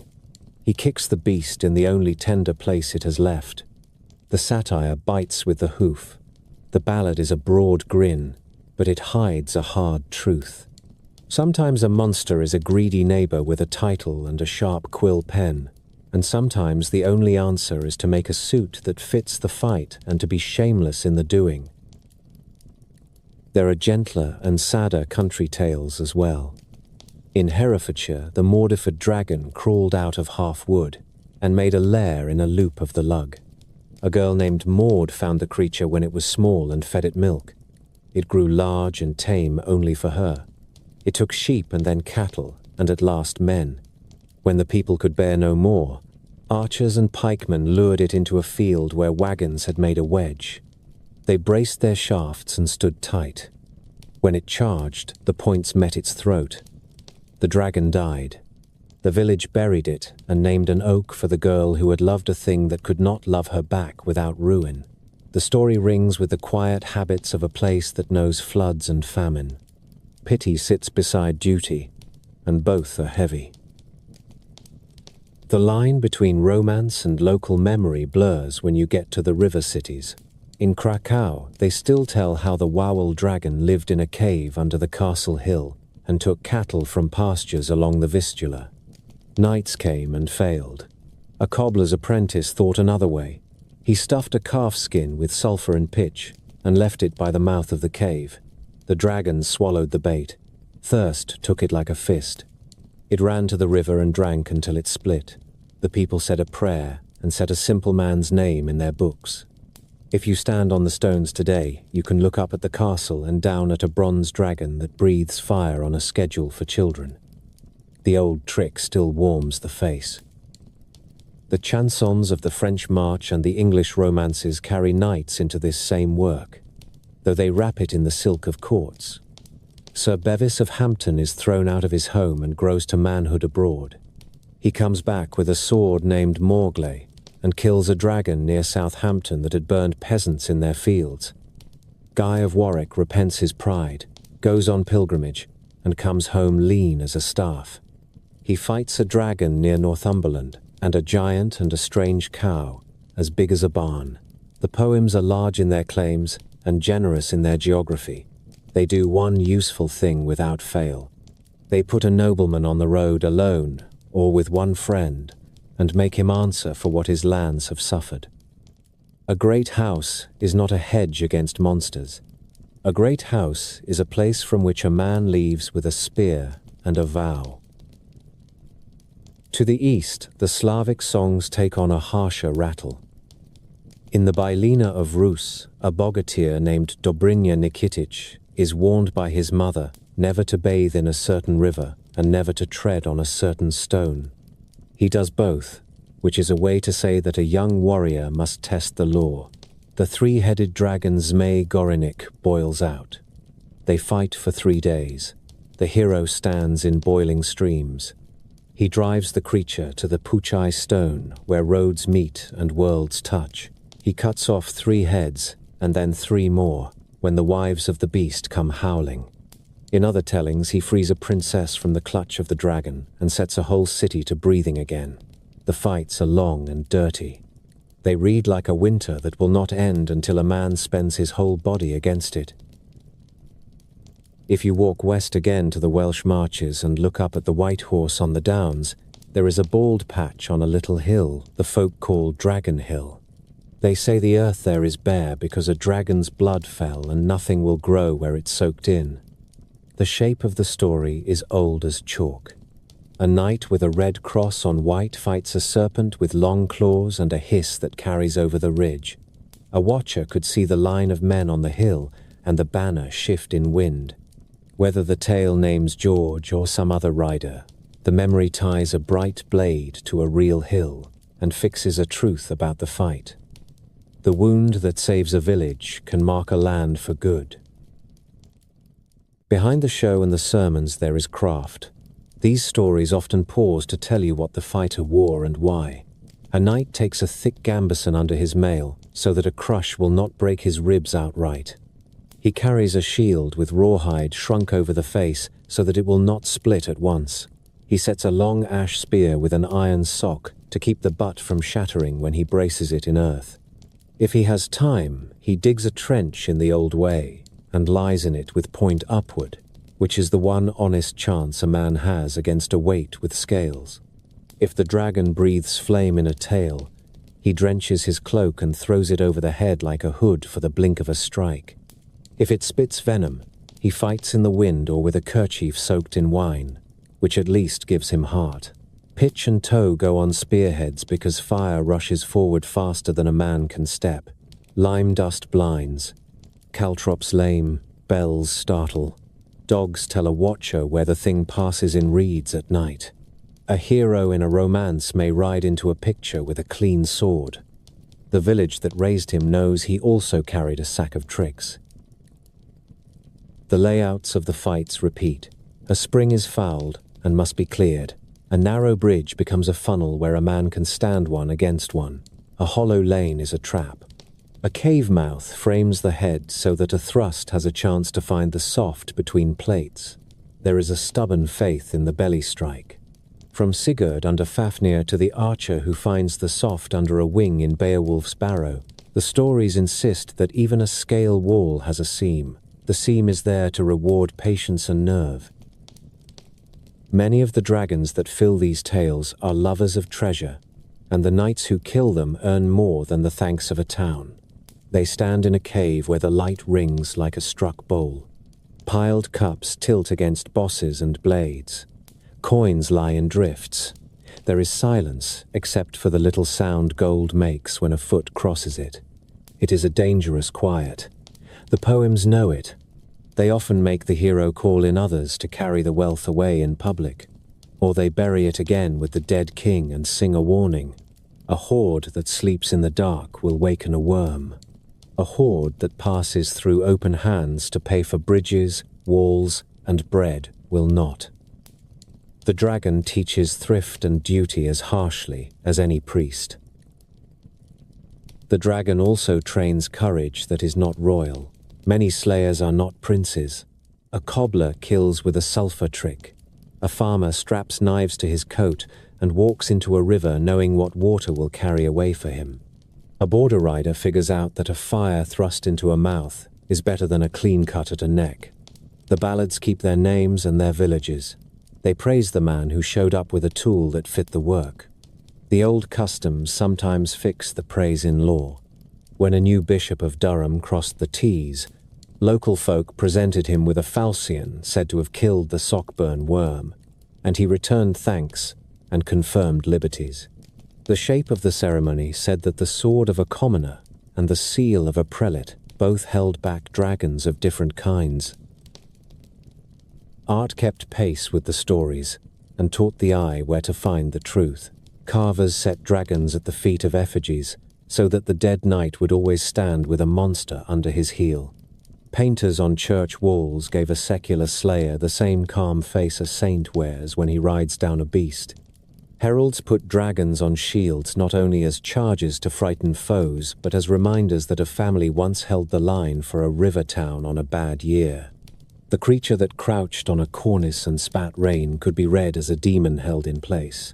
The creature on a shield could be read as a promise that someone in that house would not flinch when the bell clanged at noon. For all their steel and swagger, these stories still borrow from the old ways. A knight who succeeds often does so with help. A wife brings the torch at the right moment and sears the neck. A smith sets a rivet that will not shear. A wise woman tells a boy to stand in the current so the river will serve as an ally. The fight is communal. The victory is shared. The worst defeats in the tales come when a proud man rides out alone because he wants the glory without the council. The dragon gives him a quiet field and then takes everything. By the end of the medieval age, the dragon of the night has become a kind of mirror. It shows greed when it lies on gold. It shows hunger when it goes out at night and burns a byre to light the sky. It shows fear when a banner lifts above a band of men who would rather be in their fields, but who stand in the lane with ash spears all the same. It also shows wit and work. The right edge, the right bait, the right ground, the right friends. In that sense, the old fights taught the same lesson to lords and to ploughmen.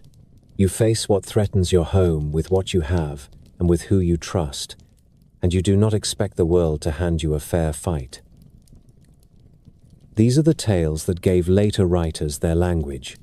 A barrow under turf, a voice from a scaled throat that promises death, the one soft place under the wing, a bright hoard and the smell of smoke, a good sword with a name, a fool in the crowd who thinks a trick is not courage. From here, the dragon walks out of the country and into the bookshop. It learns to talk at length. It takes on irony. It becomes an actor as well as an adversary. Yet you can still hear the river on its scales and see the soot on the rafters of the byre it burned. The Knight of the Ballads stands behind the novel and points with a spear at the same old seam. You can feel the ground shift in the 19th century. Old songs leave the hearth and enter books with cloth covers and gilt titles. Scholars gather myths and print them in thick volumes for families to read by lamplight. Children's shelves fill with fairy stories that carry traces of barrows and saints' days, but now the monsters live between engraved borders.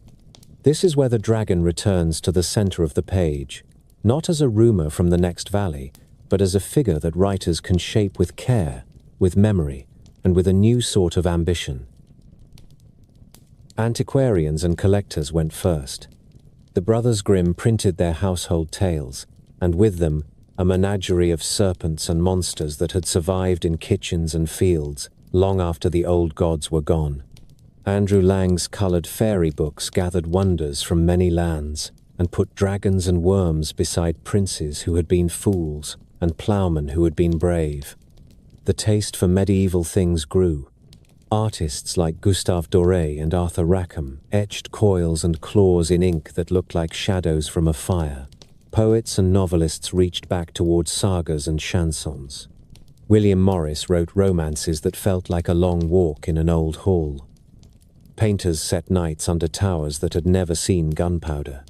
Wagner gave the stage a brooding gold hoard and a dragon called Fafner who slept upon it. In that music, the serpent is more than a beast. It is the sound of greed that goes on until it eats the voice that sings it. Then a scholar in Oxford put the key in the lock. John Ronald Royal Tolkien spent his life reading the old tongues and the old songs. He stood before a lecture hall and said that the poem of Beowulf should be read for its monsters as well as for its heroes.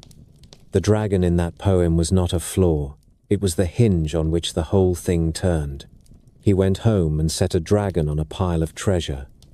He gave it a name and a voice and a taste for talk. In The Hobbit, which appeared in 1937, Smaug wakes like a banked fire and fills a mountain with his breath. He is vain and clever. He toys with a thief who has slipped under his guard. He sniffs out the smell of dwarf and pony and coin. He counts without moving. He speaks in a way that makes the air taste of metal. Tolkien gave him a weak place where a scale was missing. He also gave him something rarer, which is a mind that believes itself the only clear mind in the story. The meeting between the small burglar and the great beast is a spell of conversation that pulls the whole history of northern dragons into one chamber. You can hear Fafnir in it, and you can hear the Barrow dragon, and you can hear the hiss of a fire that no man can quench once it gets loose in a town. Tolkien did not put many dragons on the road in The Lord of the Rings, but he salted the map with their traces. He wrote of cold drakes that once came out of the far north, of a dragon named Skaither who had been slain by a prince of the Eotheod long before the story we read, of the long ruin of a metal-making empire that had loved heat and shadow. Dragons here are history more than present danger. They are a way to say that fire and pride do not die in a single age. For a generation of readers, that was enough. Smaug alone could fill 1,000 winter nights. Other writers took the creature and tried new shapes. C.S. Lewis turned a spoiled boy named Eustace into a dragon on an island of hot springs and quiet terror. The boy wakes in a body that reflects his greed and his loneliness. He learns pain and he learns pity, and he is peeled back to a boy again by an act of grace that leaves a scar like truth does.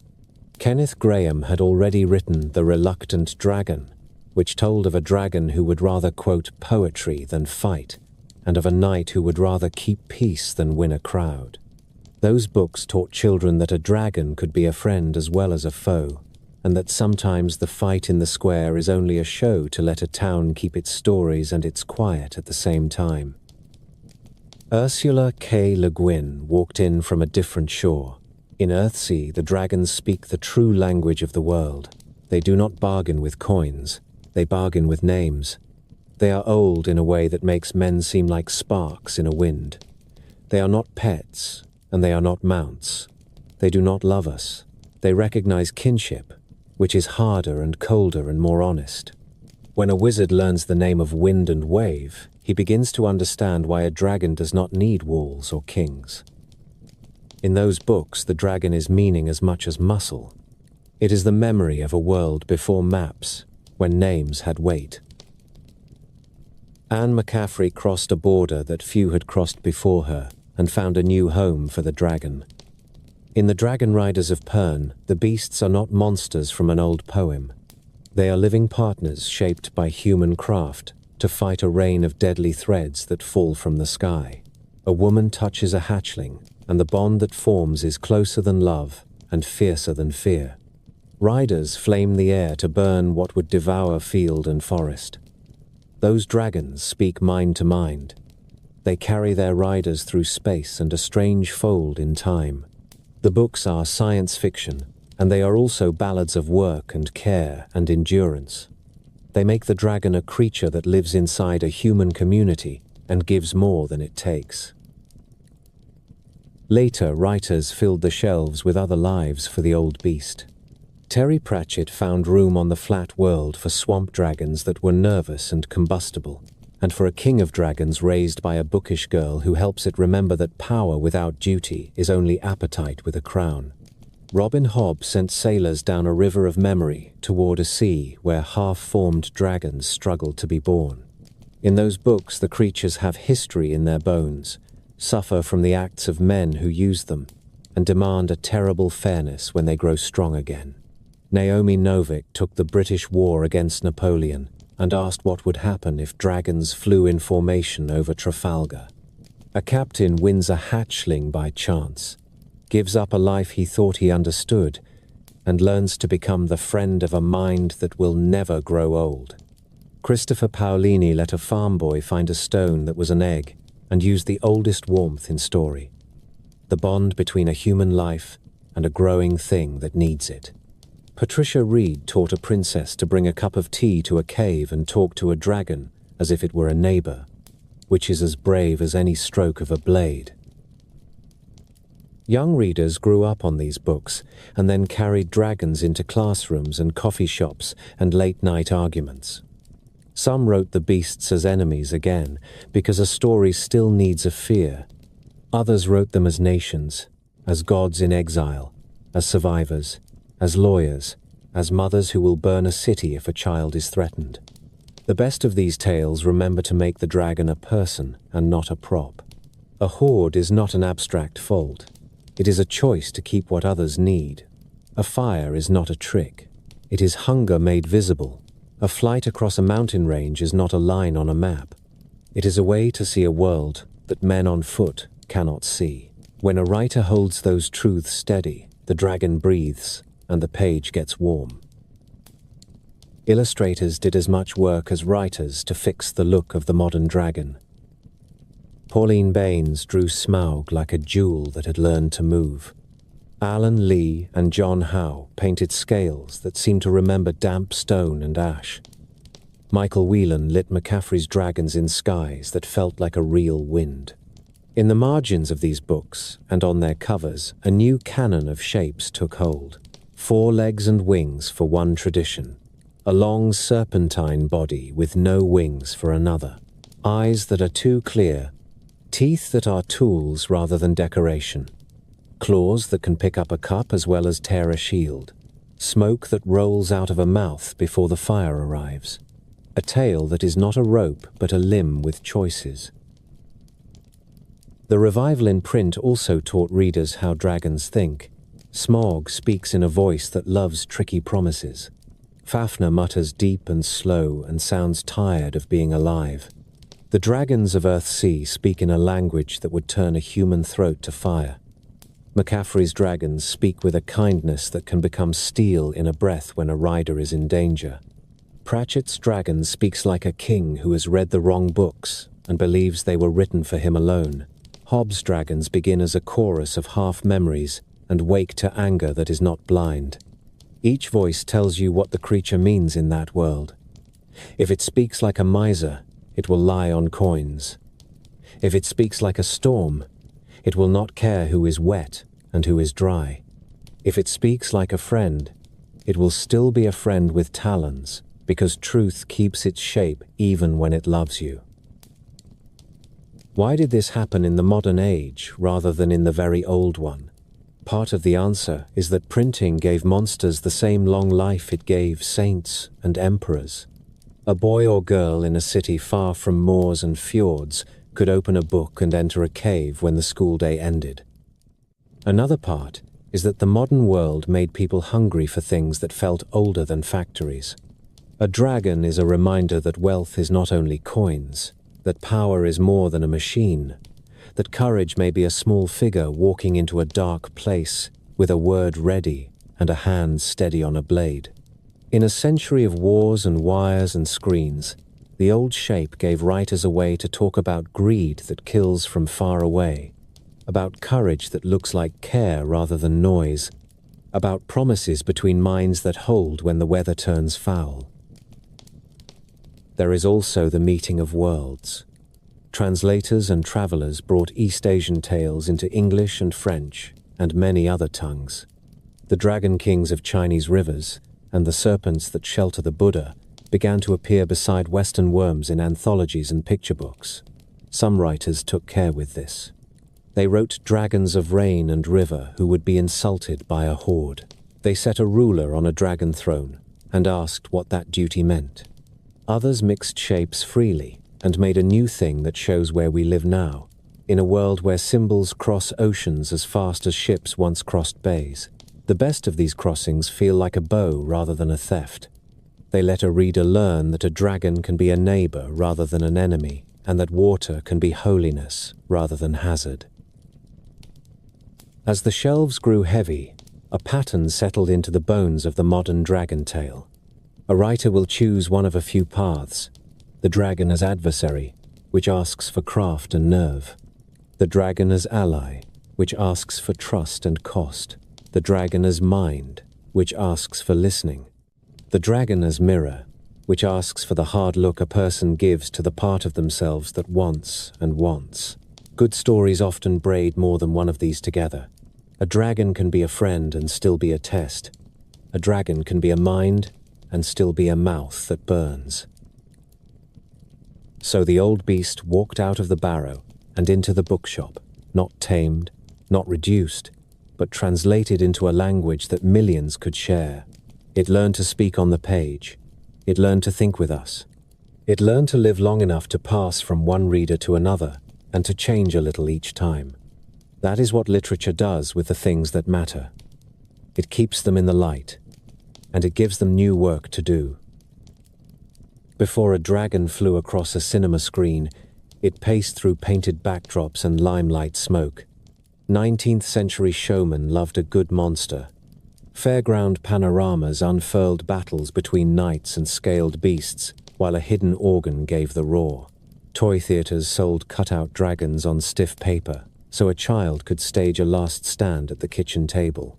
When moving pictures arrived, the appetite was ready. The question was how to make a creature of smoke and story look as if it had weight. Animation and tricks of light tried first. In early fantasy reels, a painted serpent might rise from a tank and vanish in a jump cut. The craft deepened as model makers learned patience. Mid-century adventure films turned to stop motion and made dragons that could hold the eye. Ray Harryhausen set a chained dragon to clash with a cyclops and gave Jason a many-headed hydra whose necks writhed one by one. The trick was not only the movement. It was the sense that light from the set fell across a body that was really there. Scales caught it. Eyes glinted. A tail threw a shadow that made a boy in the third row curl his toes inside his shoes. A single film in the early 80s turned many viewers into believers. Dragonslayer gave the world Vermithrax, a name that sounded like iron dragged across stone. The creature crawled and leapt with a cruel grace. Its wings creaked like old leather. Its lair felt damp and used. Fire came in a sheet that seemed to weigh as much as water. For once, the countryside around the beast looked like a place that grew food and kept cows. There was mud on boots and fear in voices. People walked out of theaters arguing about what they had seen, and then went back in to see it again. That dragon has not left the craft since. Artists still measure a new design against that long head and that ragged wing. Animation made a different kind of promise. When Maleficent became a dragon at the end of Sleeping Beauty, a cliff seemed to grow a spine and stand up. The beast on the screen felt like rage given a body. Years later, a boy met a dragon named Elliot, who was soft-hearted and green and wanted a home. A story about kindness set the creature down in the middle of a lumber town and made a lesson without preaching.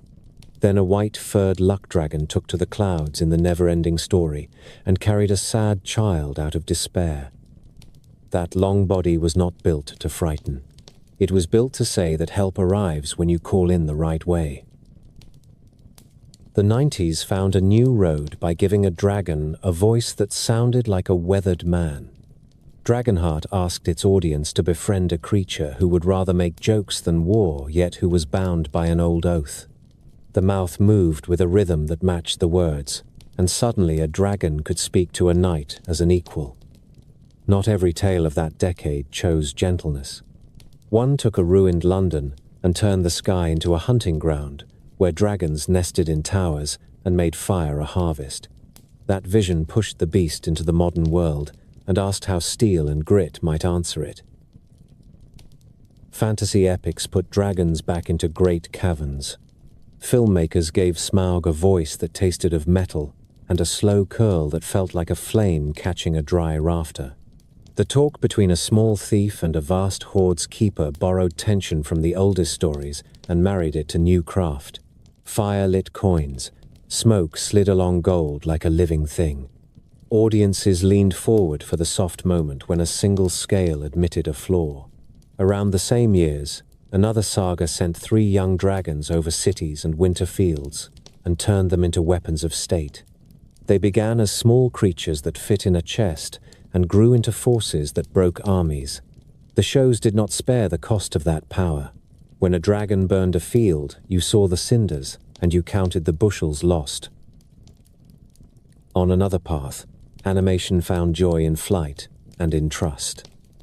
A village at war with monsters learned that a dragon is not an enemy by nature. A boy reached a trembling hand toward a wary head. He listened. He learned how the wind moves around a fin and how a rider must move with a body he cannot control by force. The film's music made the air seem to lift the seats. The acts that followed were acts of care. Harnesses were built and rebuilt. Saddles were tested. Friends were made. The point was not victory in a single battle. It was the making of a life where people and dragons fit each other and were both better for the bond. Far from those northern cliffs, a river spirit took the form of a dragon in a bathhouse where nothing was as it seemed. The body was long and lithe. The face was kind and wary at once. He moved through air as if air were water. That shape came from a different tradition, one that ties dragons to rivers and rain and the memory of a place. In that story, the child learns the true name of the dragon, and in doing so, frees him to be what he was. No horde waits in that tale. No knight comes with a spear. There is only the hard work of remembering and the quiet work of letting go. Television had been getting ready for dragons for a long time. In the 80s, a band of children met a many-headed queen of evil in a cartoon that borrowed its rules from tabletop dice. For many viewers, that was the first time a dragon had more than one face. Years later, a new series asked a different question. What happens when dragons are not a rumor, but a fact that anyone can see from a city wall? The answer required a small army of artists and a long patience. The beasts grew from puppets and sketches into presences that bent grass and stirred dust. They cast shadows that made soldiers blink. They did not only arrive to burn, they slept in courtyards. They strained against chains. They cracked bones while they ate. The shows taught audiences to recognize the difference between a dragon that is hungry and a dragon that is angry. Games took dragons and made them a trial that a player could survive only by learning. At the table, the first role-playing rule set made dragons the measure of a party's nerve. One queen with 5 raging heads guarded her spawn. One ancient king of the skies ruled a calm, lawful domain. Those names moved from rulebooks into novels, and from novels back into game nights. On screens, an open world let a wanderer shout words of power and pull a dragon out of the clouds. A fight was part duel and part hunt. You listened for a roar across a ridge. You watched for the swerve that meant a dive. You counted breaths. You learned when to stand and when to run for the cover of a ruined tower. Other worlds made dragons the last guardians of secret dungeons. Some made them gods in the shapes of beasts. Some let the player raise one from an egg and carry it through a war. In every case, the lesson was the same lesson as in the old fields by the barrow. Knowledge first. Courage next. Luck if it comes. Card tables and living room floors filled with dragons of a different kind. A red-winged icon took pride of place on a collector's card. A wise elder dragon learned to plan across centuries and break worlds with thought. Children traded a white-eyed dragon with a name that seemed to shout.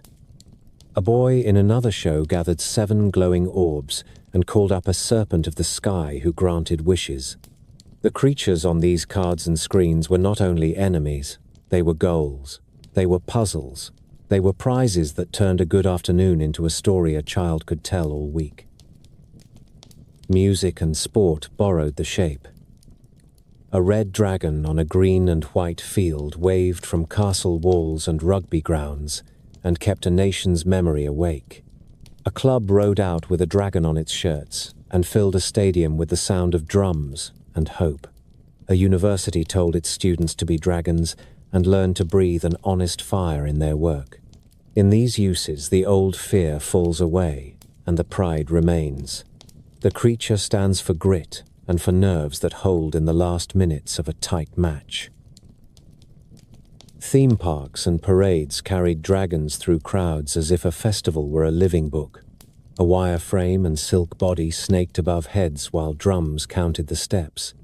In another park, a dragon perched on a bank and breathed fire on a schedule, a harmless thrill that still made small children step back and then laugh when the heat kissed their faces. Merchants understood what they saw in those faces. Toy shelves filled with plastic and plush. Modelers sat at kitchen tables and shaped tiny scales with knives under magnifiers. Painters learned to do a convincing eye that looked alive at 3 feet. Nature programming added a modern twist. A large lizard in Indonesia kept the old name and reminded viewers that a mouthful of bacteria and a heavy tail are dragon enough for a man who walks too close. A television special staged a make-believe dig and asked what a dragon's bones would look like if they had ever been found. Scientists played along and explained why wings would need to grow this way and why fire would not. The show gave ordinary people a way to hold both the dream and the doubt without spoiling either. Technology changed the grammar of dragons on screen. Practical models could move ahead and beat wings. Computer-generated imagery could make a body ripple from nose to tail. The best work often mixes both. A flame begins as a torch under a camera and becomes a moving sheet that lights a hall and scorches a shield. Ash sticks to a cheek because a makeup artist sat in a chair at dawn and made it so. A rider leans on a saddle that sits on a rig that bucks like a storm, while a blank wall stands in for a sky that will be painted later. The difference between a good dragon and a forgettable one is not only money, it is the respect for how light falls and how weight shifts. It is the memory that a dragon is a character with habits and a past, not only a noise that burns a barn. Through all these shapes, the same old themes survive. Greed draws trouble. Power without duty costs more than a city can pay. Trust turns fear into strength. Names have weight. A watcher at a spring is as old as a village and as new as a splash screen. When a dragon descends, the story has to decide if this creature is a storm to be endured, a neighbor to be understood, or a mirror held up to a person who has taken more than they need. Good stories do not rush that choice. They let a dragon be terrible and noble in turn. They let awe do its work. So the dragon now lives in theaters, on couches, on game nights, in schoolyards, and on jerseys. It is a sound cue and a team name and a blue glow on a phone. It is also still the shape you see when a cloud stack over a hot field looks like a spine and a head, and your heart beats faster for a reason you cannot say out loud. The creature belongs to us as much as it ever did. It walks with us into a century of new tools and old needs, and keeps asking the same questions with smoke on its breath. If you gather every dragon you have met in these pages and set them side by side, the first thing you notice is that each one wears the shape of its homeland. Where rivers rule the year, the dragon is long-bodied and lithe, and it rides cloud and rain as if those were its own thoughts. Where winters are hard and barrows stud the hills, the dragon lies heavy on treasure and on memory. In places where kings must prove that heaven allows them to rule, the dragon rises on banners and on robes. The creature is a mirror for the work a people must do to live. It teaches by fear and by favor. It tells you what a community thinks is sacred and what it thinks is dangerous. In China, the dragon speaks of water, order, and right rule. It coils in cloud and dives in rivers. It carries a pearl that painters leave just out of reach, a bright knot of wisdom or thunder that kings claim when they stand where they belong. The five-clawed dragon on an emperor's robe is not only a decoration, it is a promise that rain will come in season and that canals and granaries will be kept with care. The 9 dragons carved on palace walls stare from a sea of glazed waves so that courtiers will not forget who holds the balance. In the streets, dragons live as boats and dances. A drumbeat becomes thunder, a silk body rides the air, and a city asks the year to be kind. Even the language of the stars sets a dragon in the east to guard spring. In this world, the dragon is not usually an enemy. It is a patron. It gives the farmer hope and the magistrate a measure. It also gives the ruler a warning, since a bad flood or a bitter drought can be read as the dragon turning its head away. Across India and Southeast Asia, the serpent kings show how water and life are woven together. A naga with a fan of many hoods guards a stair and a spring. A temple bridge in Angkor runs between living stone bodies that curve like river snakes, and a king claims his duty by linking his city to that strength. A village in Bengal honors Manasa for keeping snakebite away and for sending the right rains at the right time. A statue of Mukalinda spreads its hoods over the meditating Buddha and says that wisdom needs shelter when storms gather. In Laos and Thailand, river towns keep serpent shrines where currents twist and the water looks watchful. Boat races churn the brown surface, while bells ring and prayers rise for good harvests. Everywhere the lesson is the same. Speak to the river with respect, keep the banks in repair, and make your offerings. If you insult the powers under the water or neglect the dikes, a serpent will show you how quickly fortune can turn. Korea and Japan add other threads to the cloth. An imugi can endure for long years and rise as a true dragon when it wins a pearl that falls from the sky. That story tells a boy beside a pond that patience and worth can lift a creature higher than birth will. A Japanese dragon stands at a temple basin and pours clean water through a bronze mouth. It keeps the act of washing the hands and the mouth before prayer from becoming an empty habit. It reminds the visitor that water is a gift and that names have weight, since dragons in those islands are also the shapes taken by sea gods who keep their own treasures and their own rules. When a child learns the name of a river and says it with care, the river becomes a neighbor rather than a map line. In the West, a dragon means something different because the landscape asks other things from a person who lives there. In Greek, the word drakon comes from a root that has to do with seeing hard and keeping watch. So the creature coils beside a spring or a grove and does not sleep. It guards a fleece that shines in the dark and a tree full of golden apples. It watches for those who want to take what is not theirs, or to build a new order where an older one still holds. The hero who kills it or lulls it must prove not only courage, but also right. The fight marks a change that everyone will have to live with. Delphi belongs to Apollo only after Python dies at the sacred spring.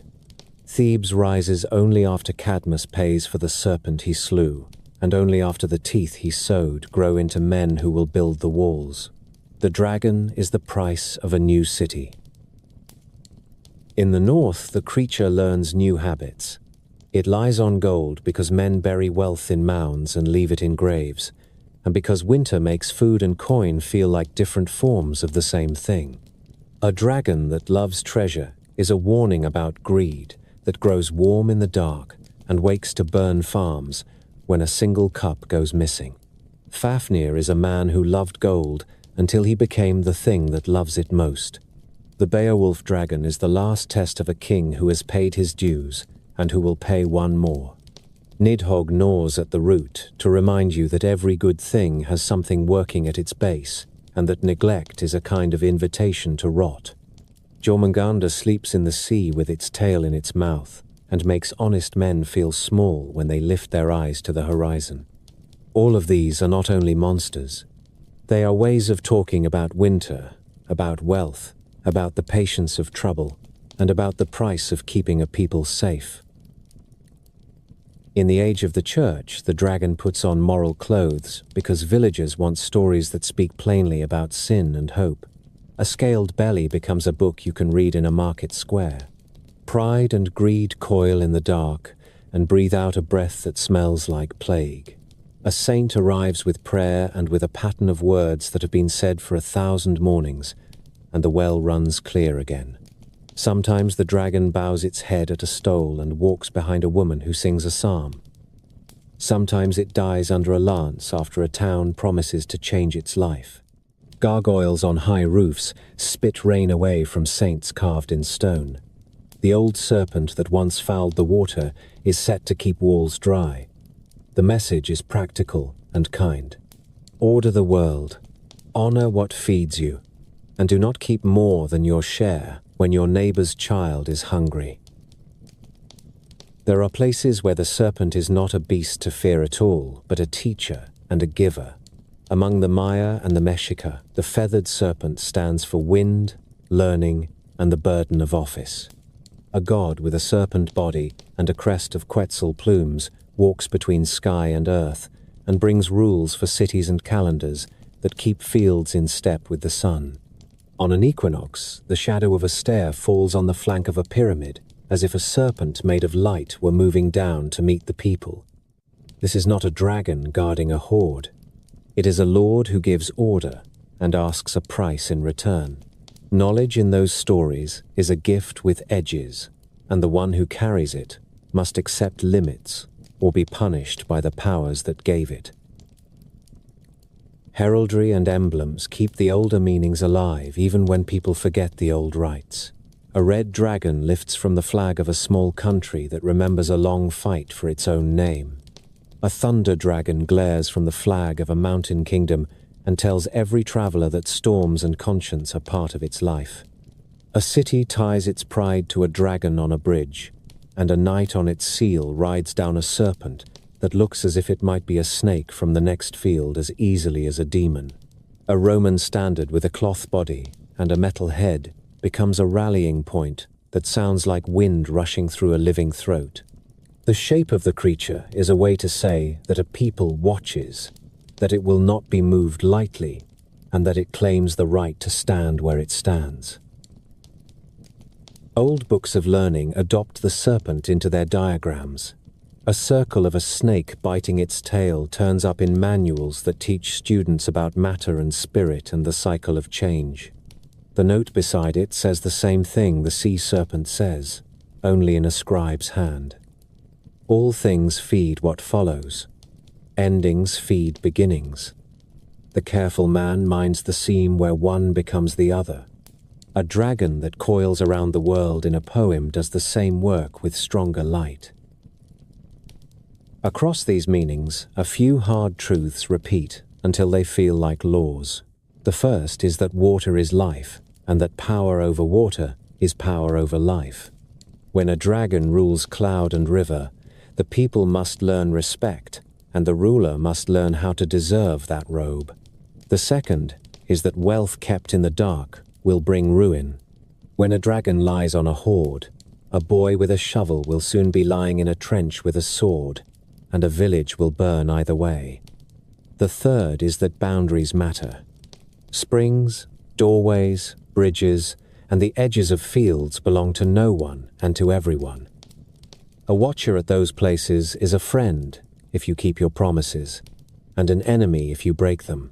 The fourth is that courage is both a private act and a public trust.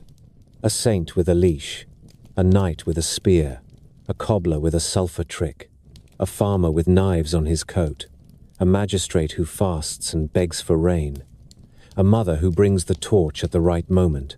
Each faces a dragon so that others can drink, plant, sleep, and wake up to work. The last truth is that dragons are not simple symbols. They can bless and they can blight. They can mean pride and they can mean rightful rule. They can burn a barn and they can pour clean water from a stone mouth in rain. That is why they endure. A culture can set its fears and its hopes on the same, scaled back, and be understood. A story can move from field to palace and from shrine to school, without losing the thread because the creature at its heart is large enough to carry many meanings without breaking.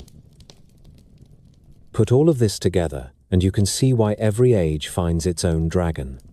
A village that lives by a river sees a long body in cloud and calls for rain with drums. A court that claims heaven's favor puts dragons on robes and is judged when floods come and granaries fail. A hall that keeps too much gold learns what shape guilt can take when it sleeps in a mound. A church that serves the poor finds a way to set the beast to spitting rain off the walls. A nation that needs courage for a hard match or a hard winter gives itself a dragon and holds the line under its eye. Through it all, the creature remains what it has always been, a face for power that can help or harm, a test of the heart that holds the spear. A story that teaches work and watchfulness in the language of fire and water and scale. If you want to know why dragons keep returning, walk first into a medicine shop in old China and look at the labeled jars. For centuries, apothecaries ground longu, which means dragon bone, into powders for fevers and fractures.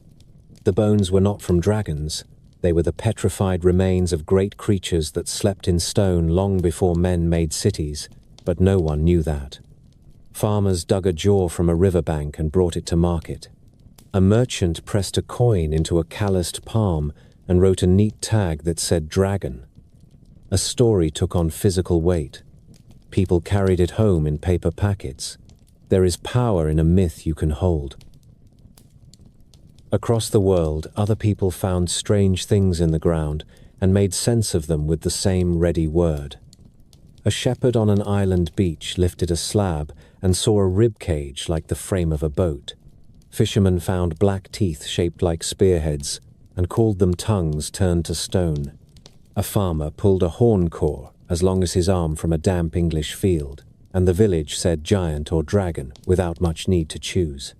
Church porches in sea towns hung whale jaw bones, and everyone called them sea monsters and felt better under their shadow. When a thing that big turns up in your fence line, your mind reaches for the oldest container strong enough to hold it. Dragon is a hard word. It does not leak. There are living beasts that keep the tale alive as well. A Nile crocodile pulled upstream by a flood into quiet water looks like a dragon to any eye that has not learned its proper name. And some did swim into the old Mediterranean and gave people in cloaks a very bad morning.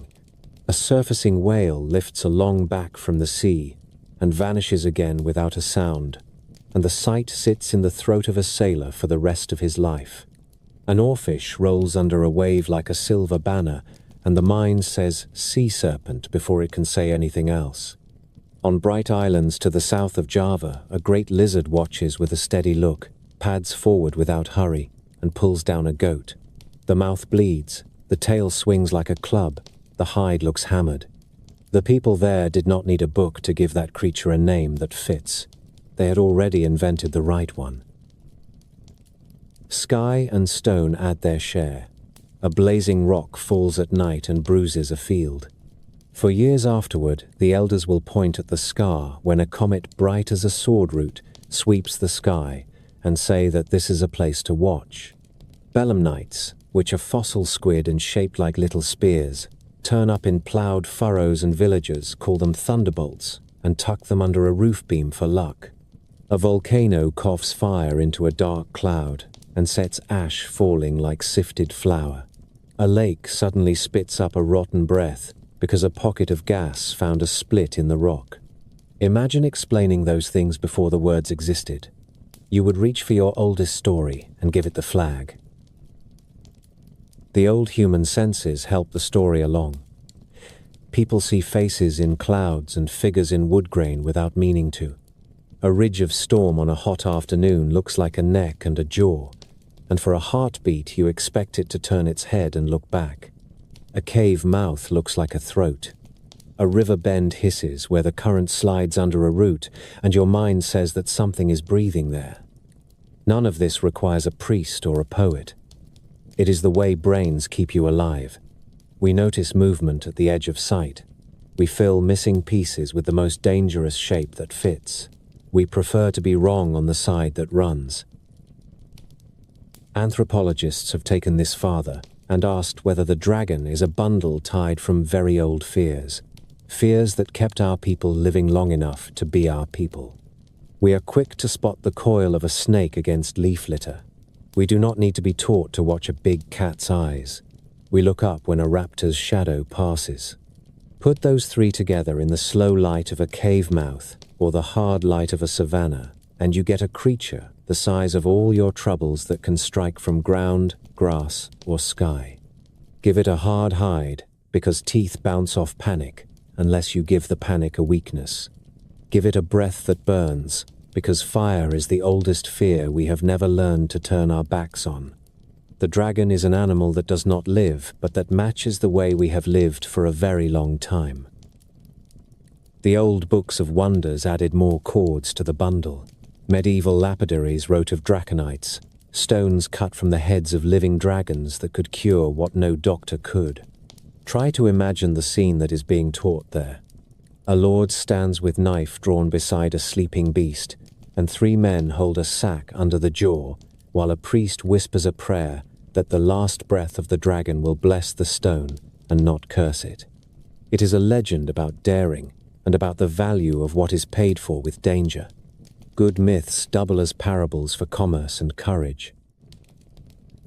Natural mistakes become evidence and stay that way long after a better answer exists. A tooth of a giant shark sits on a bishop's desk. He calls it a dragon's tongue and holds it to the throat of a man he believes poisoned. The patient thrives, and the tooth joins the reliquaries when the bishop dies. A crocodile skin is nailed to a church beam after a crusader marches home with a story. Children grow up under it. They inherit the fear and the relief. When a fisherman loses a boat in a fog and two bodies wash ashore, the priest points to the skin and says that old powers have not left the world and that fear still has a shape. There is a practical side as well. A dragon is a useful villain. It is large enough to force a city to act together. It is not an army, and it is not a neighbor, so the story can punish it without starting a feud that outlives the teller. It keeps a spring that a village needs or a road that a caravan must travel. That is better than a monster that slinks from cottage to cottage, which makes a town hunch its shoulders and lock its doors. A dragon sits and watches. It sets a deadline. It asks for coin or for cattle. It demands a pattern of gifts. It is a thing that can be faced. This is the kind of enemy that a good story loves because the hero can make a plan and the crowd can stand and see the plan work. The dragon is also a perfect test. It has a hide that turns blades and a breath that withers courage. Victory requires a weak place that must be found by someone who listens, or who watches longer than fear can stand, or who is humble enough to accept help. That is the sort of lesson a mother tells a child near a fire. Be brave, yes, but be clever first, and be willing to carry water for the one who holds the torch. Knights learn that lesson in songs. Villagers learn it by laying a muddy plank across a ditch so that the hunter in the trench can stand just high enough to strike. The story of a dragon teaches tannery and theology at once. Greed has always needed a body. When people learn to bury silver and lay sword belts and cups in their dead king's barrow, something in the village wonders whether the wealth will change under earth. A dragon makes the worry simple. It says that a hoard sleeps like an animal and wakes like one, and that it will claim a life a generation hence if the living do not keep their promises to the dead. Later ages keep the beast for a different lesson. A banker in a bright hall holds too much, and a city goes hungry at night. The mind reaches for a picture. It does not reach for a ledger. It reaches for a dragon with a dim eye that does not leave the coins it counts. A writer can hang that picture in the first chapter, and a reader knows the measure of what follows without a word about interest. Dragons also carry the clean truth that power is not kind unless someone forces it to be. A ruler who sits on a dragon throne is already telling the country that this is a reign that will be judged by rain and by banks kept in repair. If the rivers rise at the wrong hour and the harvest fails, the people will say the dragon has turned away. In another land, a queen walks with 3 young dragons and learns that the heat in their breath is a glory and a cost, and that mercy has to walk beside fire if a crown is to mean anything more than ruin with a banner. The creature makes the weight of power visible. You can see it in the eyes and count it in acres of ash. Look at the places where dragons returned strongest in the last century, and you will see that the ground was ready. Industrial life gathered people into cities and replaced the rhythms of weather with the rhythms of factory bells. A longing grew for old shapes that spoke to river and stone and wind. Dragons walked back in through ink and paint, and the sound of a brass section at the moment when the curtain rises on a dark cavern. At the same time, science offered a better story about the bones in the ground. A boy could look at a diagram of a sauropod on a classroom wall and then open a book that shows a red scaled thing on a hoard and feel the thrill of both. One is the truth of the earth. One is the truth of the heart. Together they keep a mind alive. There is a child's reason too, which is not small. Children want a shape to fear and a shape to love. They want to test themselves against a cliff, and a story is the safest cliff that exists. A dragon can be a friend if you approach with care, which is a lesson you can carry to any living thing worth knowing. A dragon can be an enemy who deserves its end, which is a thought that belongs to a day when the world seems full of teeth. A good tale will let the child meet both without being crushed. The beast becomes a schoolmaster who does not mark the slate with red chalk, but who still gets through. There is also the simple wonder of flight and flame. People look up, we always have. Birds taught us to envy. Dragons let us pretend. A dragon with wings makes a body imagine how it would feel to rise from a cliff and set a river line beneath your feet. A dragon with fire lets a heart that feels small and cold picture itself warm and feared for the length of one scene. These are not bad wishes. They are one way to practice being a person who will have to rise and who will have to learn when to be fierce and when to be gentle. At the edge of all these human reasons stands the quiet pull of the old world. Many people say that a serpent holds up the earth, or binds it or threatens it. The symbol is a handle on the thought that creation is not finished and that the world has to be kept. You can pray that into a ritual. You can work it into a canal.